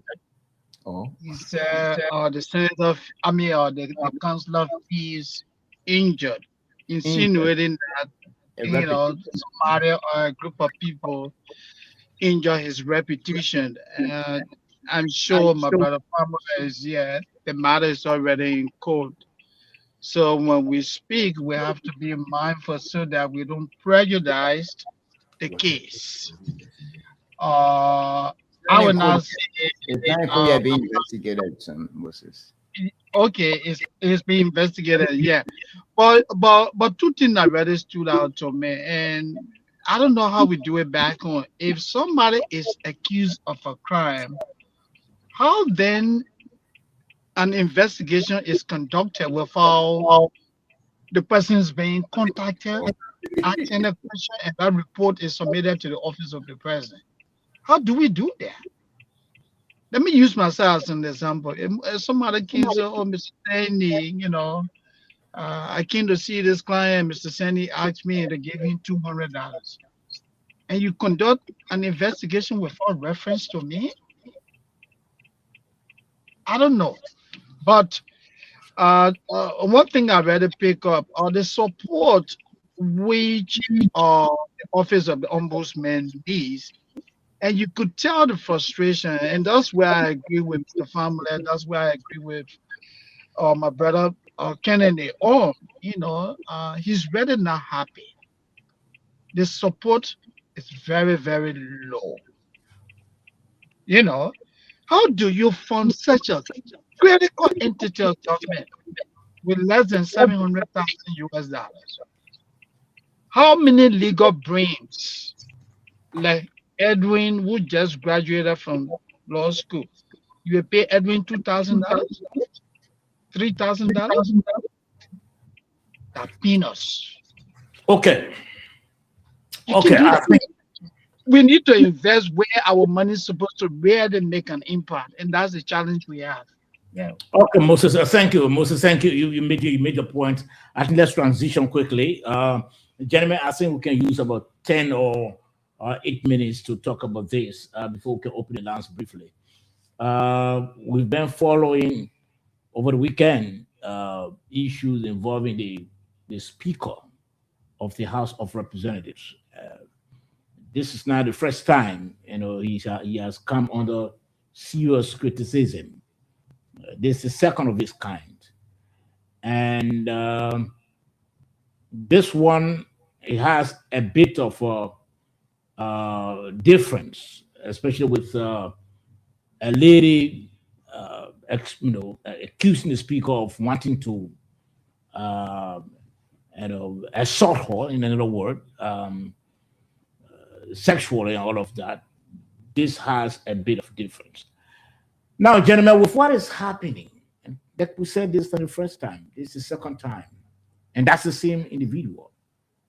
There has not been any issue involving the deputy or involving other members of the House. But every time these major damning allegations come up, it has to involve our Speaker. Is this in any way affecting or impacting negatively the integrity of the lower house? Let's hear from you, Edwin. Well, I would say yes. The Speaker, being one among equals among his colleagues at the legislature, quote unquote, the lower house, has a responsibility to uphold the sanity of that body. So whatever actions or inactions that are attributed to him would dent the reputation of that particular body, because he, quote unquote, served as a head of that particular section of the legislature. Now, what I've seen over time is that I don't think this man was prepared to be Speaker. I think it just became a coincidence when this whole thing about Fonanti Kofa came out, and then they were looking for somebody within the realm of the ruling party to bring him on board. But again, he has to understand that in line of succession in our country, he's a third person in line. Mm-hmm. So therefore, he needs to carry himself in that manner and form.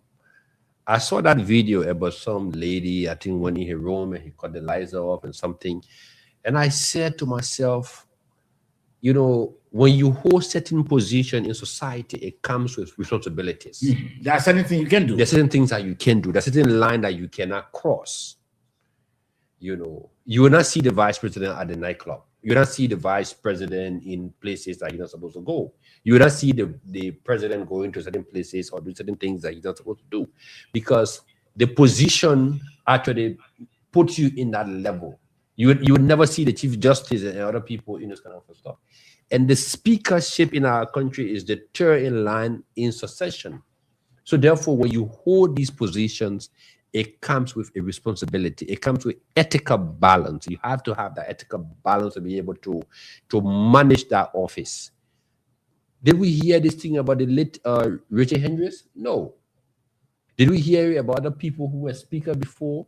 Why is it happening with Richard Kuhn? Every now and then, from this other point to another one. Even the for not to cover, did we hear anything? No, we never hear about this. It came from this whole marital thing with his wife into this thing with the Mrs. Mandela Cooper. Then again, another lady's office. Then again, an issue about vehicle. Again, another issue about Assad. You know, I think he needs to circle himself with people who will manage his affairs and try to give him some education as to the responsibility that office comes with. Now, David, how is that painting the integrity of that body? No, obviously within the image of the legislature, but I'd like to look at it from a different perspective. Looking at the trend of events that resulted into his election to the Speaker of Opposition. They were controversial and even political. His ascendancy to the Speaker of Opposition was characterized by crisis, political crisis at that rate. We even, at the end of the day, other speakers removed and they put him there immediately. In fact, when there were also claims that he undermined the former speaker. The adversary stayed there. People are stayed there getting at him one way or the other. So there's not that Richard Henry did not do it, Bofo Chimo did not do it, and Fonade Kofa did not do it. So it is true that he did it. No. It could be, look, he still has adversaries. The manner in which he came to that position as a speaker. So are you? I'm coming. Don't do that thing again. Let me learn. Are you insinuating that they manufacture the allegations? No. No, I'm asking. Are you insinuating that the allegations are being manufactured? Please give me a chance. Okay, sir. If they said, look, just one man. Look, you know, there's a statue. Oh, reminds me of the Liberian Society. There's a statue within the premises of the Centennial Pavilion where people pulling each other down. Yeah. That's how that's a depiction of the Liberian Society. Yeah, sure. Yes, that's a depiction I of the agree with you Liberian on that. Society. Let me tell you, Richard Kuhn came to that position on a crisis, political crisis. And as a result of crisis, people are still begrudging him. Same with Elizabeth Katala. And those Tyler came there with crisis because no was removed. And so, but you didn't hear about Tyler. look, people are begrudging. No, one thing. And Tyler was removed also. Gentlemen, with 1 minute, speaker. gentlemen. Let the man speak. People are begrudging the current speaker, and there's a possibility that his adversaries will use other people to influence them, to instigate them, to get these stories fabricated. But until no one has proven anything. So is it? I come in. 1 minute. 1 minute. Uh-huh. So was it a fabrication that he had owed a lady? Because I understand. I think he had paid now. But was it? No. But that's where it came from. No. Listen. Saba, I come in. Tower. The whole issue of the allegation is deeply rooted into refusing to pay somebody. Saba. Hmm? Saba. So the owner is it fabricated? Saba. The debt he owed. Saba. Is it fabricated? Saba, all the allegations, as far as I'm concerned, this is a lawyer. That's why I'm surprised at the comments of the lawyer. I'm surprised at a newly crowned lawyer on this show. To be lawyer, I'm not a lawyer. The way he sounded, but I can pass it by you exam. sounded unfair with the issue. I thought you were going to address it within the confines of the law. No, because we As far as I'm follow those concerned, issues. These are allegations. If somebody say it doesn't mean it's true until they may not go to court. So the Mandela and Cooper I'm issue, coming. is it allegation? Dave. And The look, wife issue, is it allegation? my dear brother, the latest development is that the woman said the man can close the door, pull light off. Has she provided any shred of evidence Those videos to are all substantiate trending. that? The videos are all No, trending. I want to see And the nobody video. from the speaker Okay. office have come Oh, out to let's see go it. there and go to Moses. We got to be careful of people. Moses, let's hear We from gotta be you. very careful of people repetition. Moses, let's hear from you. Somebody that's 1 minute, Tower, you already spoke on. no, that's unfair. Yeah, Mr. Tyler, No, go and say your own. this is what we do. that is what we do. There's a principle in social work called self-acceptance, meaning that people take ownership of decisions that they make. They accept themselves for who they are. They recognize their strengths, their weaknesses. When you make a decision, be it bad or good, you take ownership of it. So whatever that is happening to uh, Speaker Coon is something that he should come upfront and take ownership. For you to attribute that to all somebody trying to pull him down, is this somebody that told him that to go public and admit that he committed incest? When he went public and acknowledged that he married his sister, immigration fraud in the United States, is that someone who told him to say that? Maybe that Is it someone? It says someone that told him to usher the woman into his bedroom. It's unfortunate that you're not on social media. It's just someone that told the man to take the lady in his bedroom. To take the lady in his bedroom and turn the lights off. Is there someone who told him that? Is there someone who told him to tell Mandela Cooper, hey, go public and declare that you are now my spouse? Is there someone who told him that? Is there someone who told him that he should order people to drill hole in Yeke Koluba's vehicle? Look, my brother Edwin family summarized the thing here for us. It's a look, man. The man came to the speakership unprepared. He doesn't understand the sacredness. You know what it means? To be the third most powerful person in the country. And you conduct yourself like that? So don't you see the possibility? Everything. That against him? You will speak. Everything about you when you're, man, everything about people who excel to that level is news. It's a responsibility. That's why you have to be very careful. Who you talk to, what you say, and how you engage. It is unprofessional for you to invite anybody to your house when you are doing official business with that person. Most people, like me, people who I talk to, I meet them in the street, I act that I don't even know them. People who report to me, I don't hang out with them. Our relationship is professional. It is absolutely wrong. What this guy did, had this been in the United States and other countries, but now this guy would have resigned. Okay. Oh, let's go in there. Moses, let's go in there. We know the update now. Let's go in there. Now, George, let's hear from you. I reserve my comments on this issue. Oh, you reserve your comments. Yeah. Okay, you don't want to speak about that. Yeah. Now, but gentlemen, I like that. with the latest that had come up, Fumble, let me ask you the question. We'll open the lines very shortly. I think that Dave's trying to call David Coty. We'll open the lines very shortly. I'm sure before we close. Do you think with this allegation, this latest one, is going to also, cause some domestic crisis in your home? Because he has his wife now, and another lady coming up to say, oh, but this is what he wanted to do to me. Questionably, he has his wife. So you see him going to, create some domestic crisis in his home. Well, I don't want to preempt that. His spouses probably know the kind of person he is. So she will not give they're it? probably accepting him for that. If it's Madam Cooper, who already now, is his spouse, maybe she understand that, he has his own character or so. But to David's issue, let me say this. Character is something that is inherent. There are reasons why when even government officials, you will not go to the nightclub and meet the Minister of Justice at that nightclub. Even if he wants to enjoy himself or so, he prefers to sit on his palaver house, to call his friends around. You will not meet the Minister of Finance in a nightclub.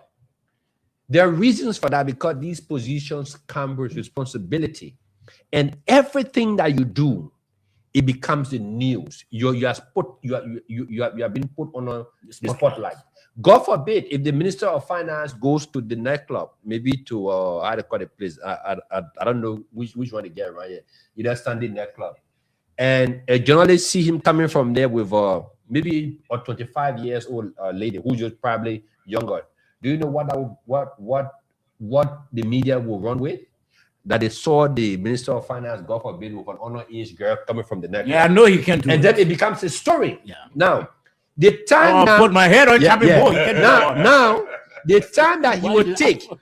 the time that he would take to come back to clear the air, the damage has already been done. Yeah, surely. That is why when you are given certain authority, it comes with responsibility. It comes with ethical standard that you have to set for yourself.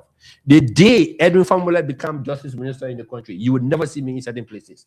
I stay in my home. That's why you have the facility to make your home and office comfortable so that you can have all of the fun that you want to have there. That is why we're saying that once you assume the authority of being the speaker, Yeah. you are the third most powerful person in the Okay, country. so let's hold it there. Dave, You you don't think be this going to stepping out cause there, crisis in his bro. home, you think? We'll find the day First of all, it hasn't been established whether that's true. It hasn't been- So you don't the videos First- that you see on first- social first- media, you don't believe them. First, it hasn't- You don't believe the It videos. hasn't been proven in a court of competent jurisdiction that it is true he did it. So I'm not going to go that route, whether his wife will get this or not. If the man has a wife in the house, how can you call other woman in the darkness? Why? As Maybe that's different rule. Wait. You said the man put a light up. Is there now a possibility that as you enter a friend's house, whether that female or male, that coincidentally current can go up, doesn't mean that you Okay, let's go up. no. Say, Let's You forget- can't declare that up and put a blue light on. Listen. no. Dave. No, we talk Dave. about the reputation. All right, Dave, let's be serious here. No, Let's I'm I'm coming. serious. I'm I'm coming. serious. 1 minute. I'm position. 1 minute, Dave. 1 minute. We'll shortly open the last. Listeners will shortly open the last. Viewers, let's forget about whether he did or he didn't do. But we are looking at it from the angle of all of what happening and all the stories coming on the speaker. How does that affect? It can be a smear campaign against him. No, I'm coming now. How does that affect the integrity of what he had? The first thing, He's the speaker. He's the speaker. He's the face of the legislature. Thank you. The fact that such grave allegations are brought against him, quite frankly, it will look the image of the legislature will not look good in the eyes of the public, not even locally, but even internationally. But the most important thing, it has to be established. Yeah, Moses, I agree with Moses.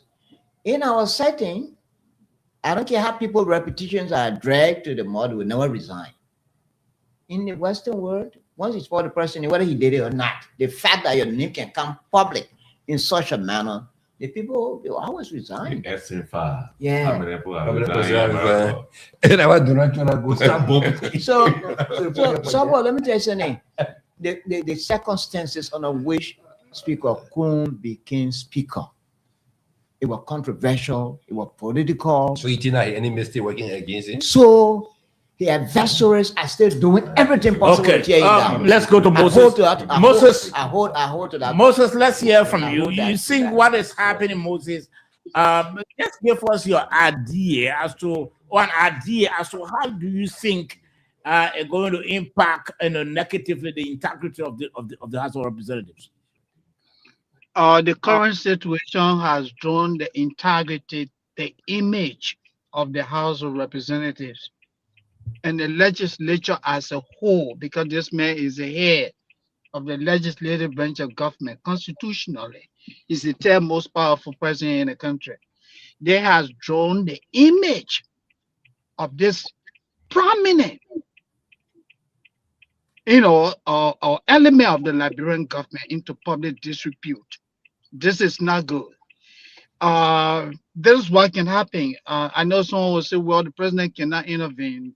Look, the allegation here is this. A lady accused that she was lured into this guy's house.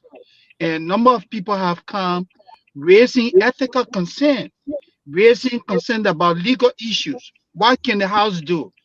Ask for a probe into these matters.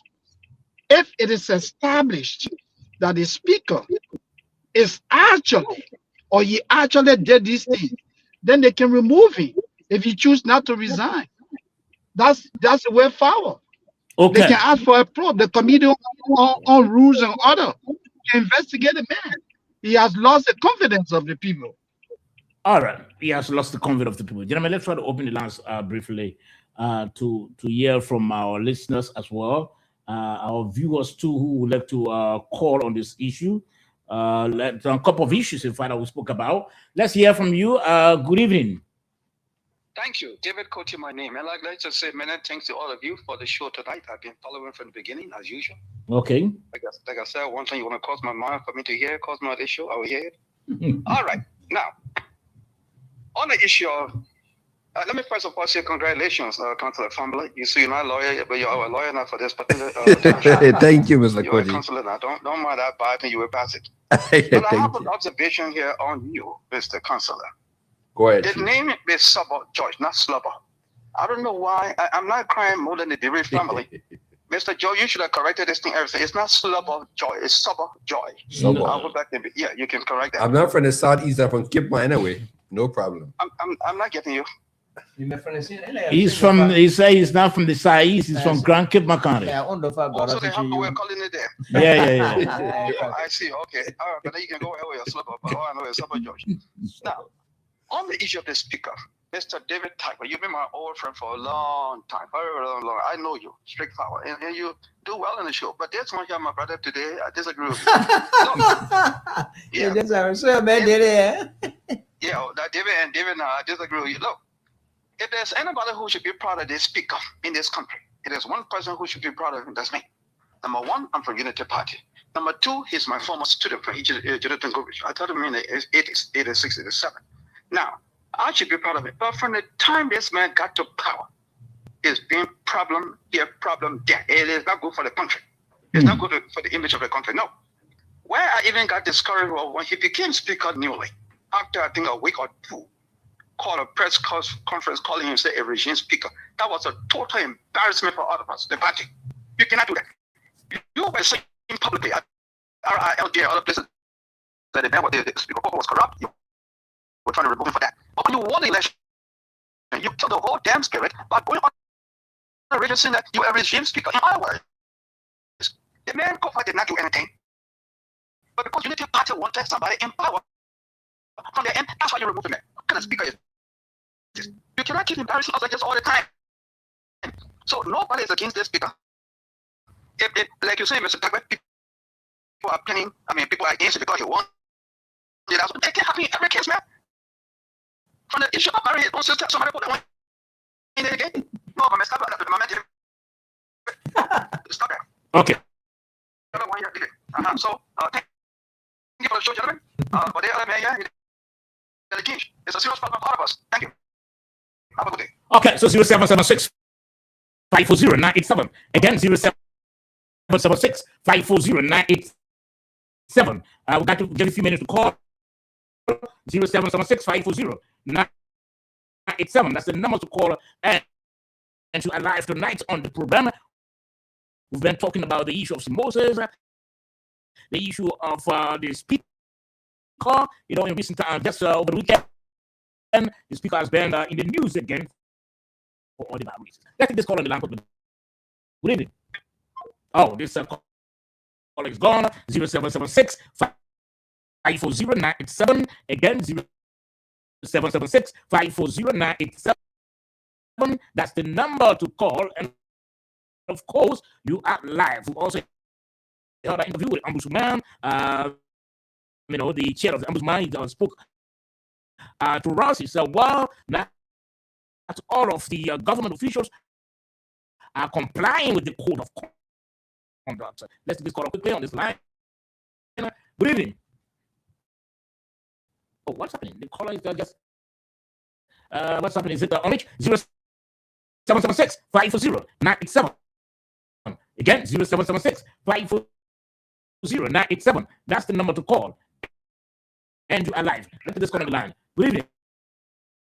Good evening, Big Someone. Yes, sir. Big Someone, this is Manuel Billy. I am calling from the country of West. Let's hear from you. Big Someone, it's very, very, very shameful for me to see what my country is going through. No one is taking this speaker. Try to get of this speaker. Last in 1 year, 6 months, may have become a speaker. We have one relationship that is anymore. No matter what to present, this speaker is just to be married. At home, at the end, in a community West Point, I have a woman or a girlfriend that my dad made a point to. Some of the people like the Jacob. I said, you know, the speaker did not be now my Jacob for being grateful. She was fucking in great years. So she said, the first thing I think I said, oh, why is it? He went to this people to kill. I get it for the haka. He was somebody. I said that again, the speaker. The speaker for me, I believe that it's not the truth into leadership. Okay. Okay, many thanks. And unfortunately, I'm not thinking about being a speaker now, because I don't want to get into politics. 0776 540 987. Again, 0776 540 987. That's the number to call. And of course, you are live on the Nighttime Heat tonight. We've been discussing the issue that had to do with Dustin Moses. The issue of Brian, Brian has been all on radio and talking about the yellow machine. He made reference to whatever you're going to earn. He made reference to the 4 deputies that you're going to have. He made reference to whole establishments and offices and all of that. What do you think? And of course, the issue of the speaker. We're also discussing it. You can put the calls on 0776 540 987 for a few minutes. Let's hear you. Good evening. Hello. Yes, sir. Yeah, thank you for the book. I'm listening. The yellow flower. Okay. I'll do one of those. I'll get to the class of it while we move on that. Really, I'm a policy or you did it by the commonly conscious of my value.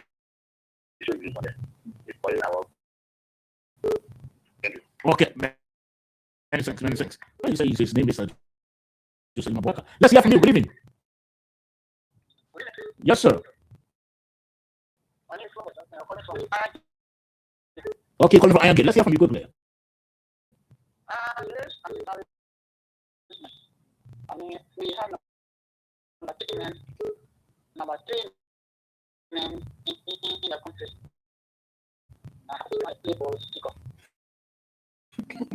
They have to what we need. Or even resign, just put it just and did it what they play ball. I want to be play ball. Let me come play ball. I forget about the job. I mean, our job. Thank you. Okay. You said thank you. 0776 540 987. Let's this coming down quickly. This call is gone. 0776 540 987. That's the number to call. Or you are live at 0776 540 987. Let's this call down quickly. Good evening. Yes, sir. Okay. Yeah, but you are so the speaker. I've been putting all the time now. Leadership is all about authority. You see, in your way, after say, why you control the show leadership. And you know, the speaker is just saying, I think I just making himself to look at maybe the picture of the different people have him to be. You know, on occasion, all the occasion was the speaker. Will be thinking like, if they know the script, because it's not a job. You tell them coming in the country. You know what I'm saying? So this is going to be the country to public you find like book and you never complete. What is your speaker? What is your social media by your speaker? You know what I'm saying? These are the kind of power by mistake. Or the putting the power by mistake anyway. They're not more. Thank you, Mr. George. Okay, many thanks. Let me take this other call on the line quickly. Hello. Okay, the call gone. 0776 540 987. Again, 0776 540 987. That's the number to call and to alive on the nighttime heat tonight. Let's take this other call on the line quickly. Good evening. Yeah, hello. Yes, Mama. How you doing? I'm doing fine. Okay. I'm Linda calling from New Georgia. Okay, Linda, let's hear from you. Yeah. The speaker need to resign like he needs clearance because he got women nice and spear put up on it. So he need to resign and give other people the chance to run. He can't be a term in the country and continue to disgrace us as Liberians. So he need to resign. Okay, all right. You made your point. He needs to resign. Let's take this other corner of the line quickly. Good evening. Hello? Yeah. Let's hear from you. My name is Charles, and I'm just joining for Johnson Day. Okay. I think that this speaker, the way in which he came to power, they play on it, and then he has a spirit of licentiousness. Wow. Yeah, Yes, Better call licentiousness. my man, please spell that one for all. Yeah, that's what we're gonna learn. Licentiousness. All iniquity. That's what the power describing. Okay. We see you. Thank you. 0776 0776 540 9. Someone got 6 minutes to go. Let's hear from you. We've been discussing a couple of issues. We just ended with the issue relating to the speaker. Let's hear from you quickly. Good evening. Yeah, good evening. My name is Tata Masaliko from Rockville. Okay, let's hear from you.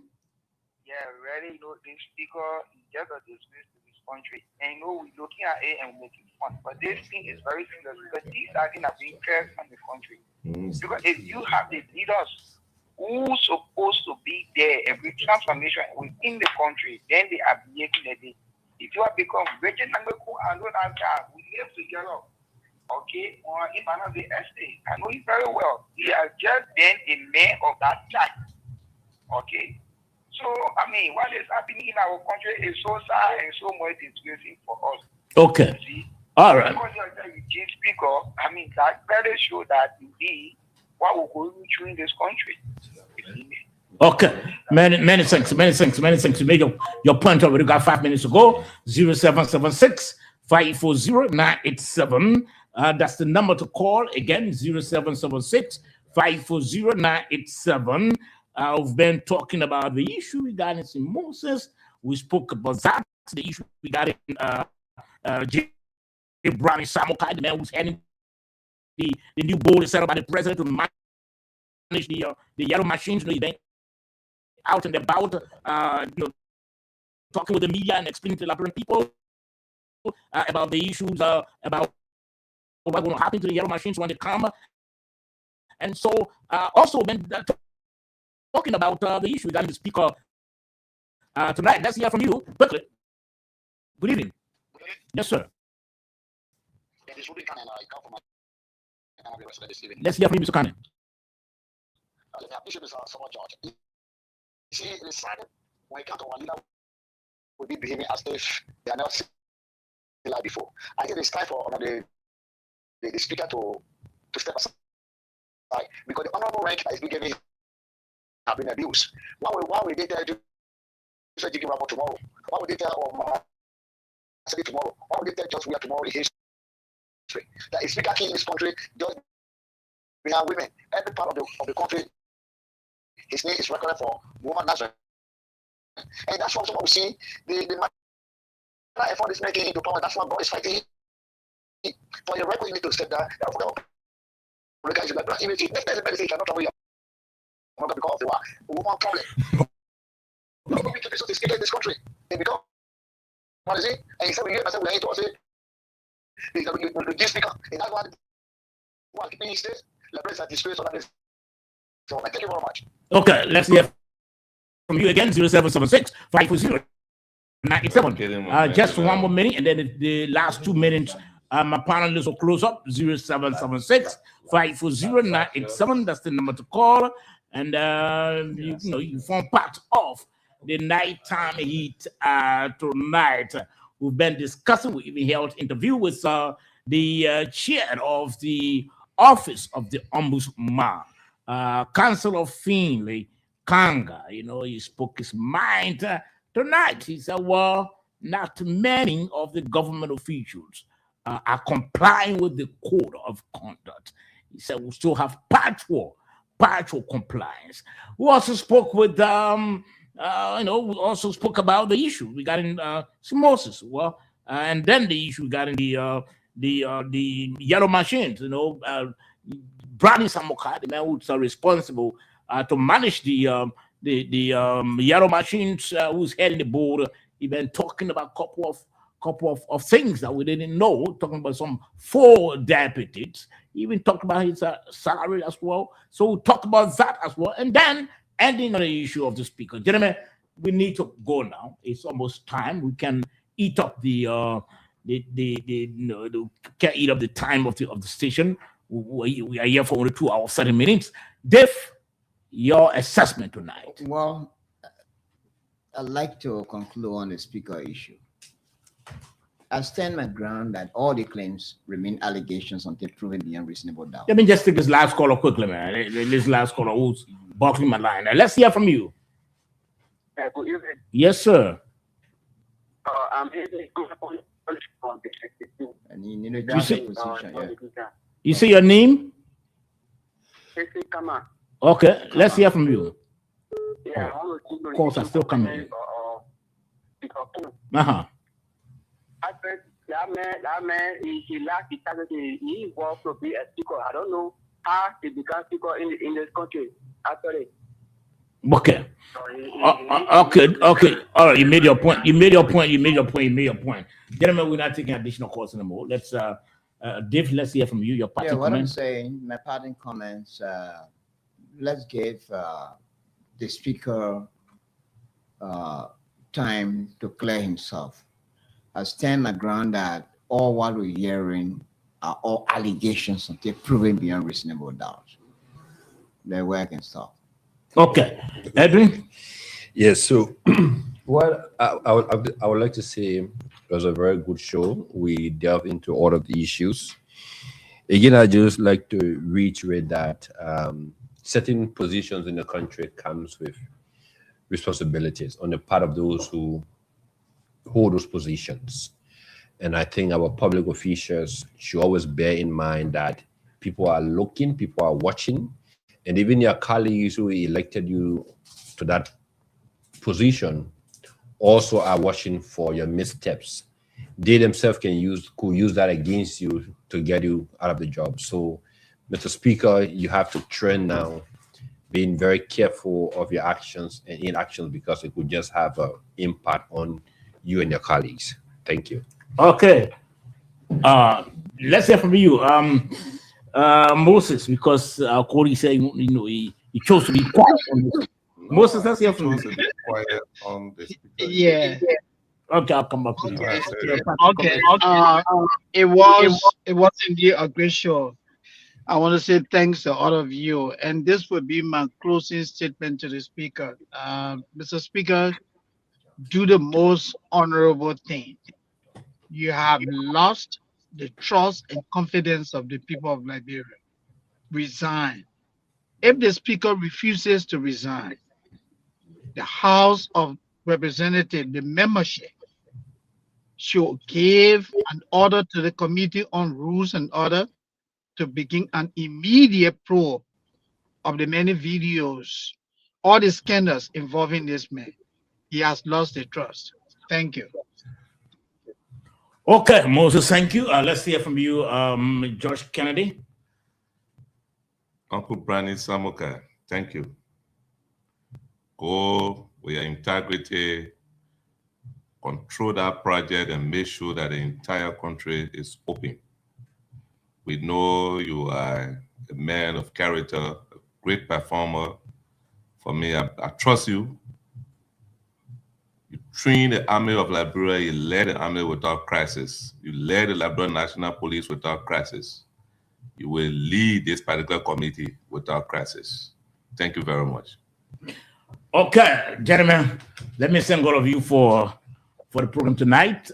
Thanks to all of you too who've been been watching by watching online and also listening by radio.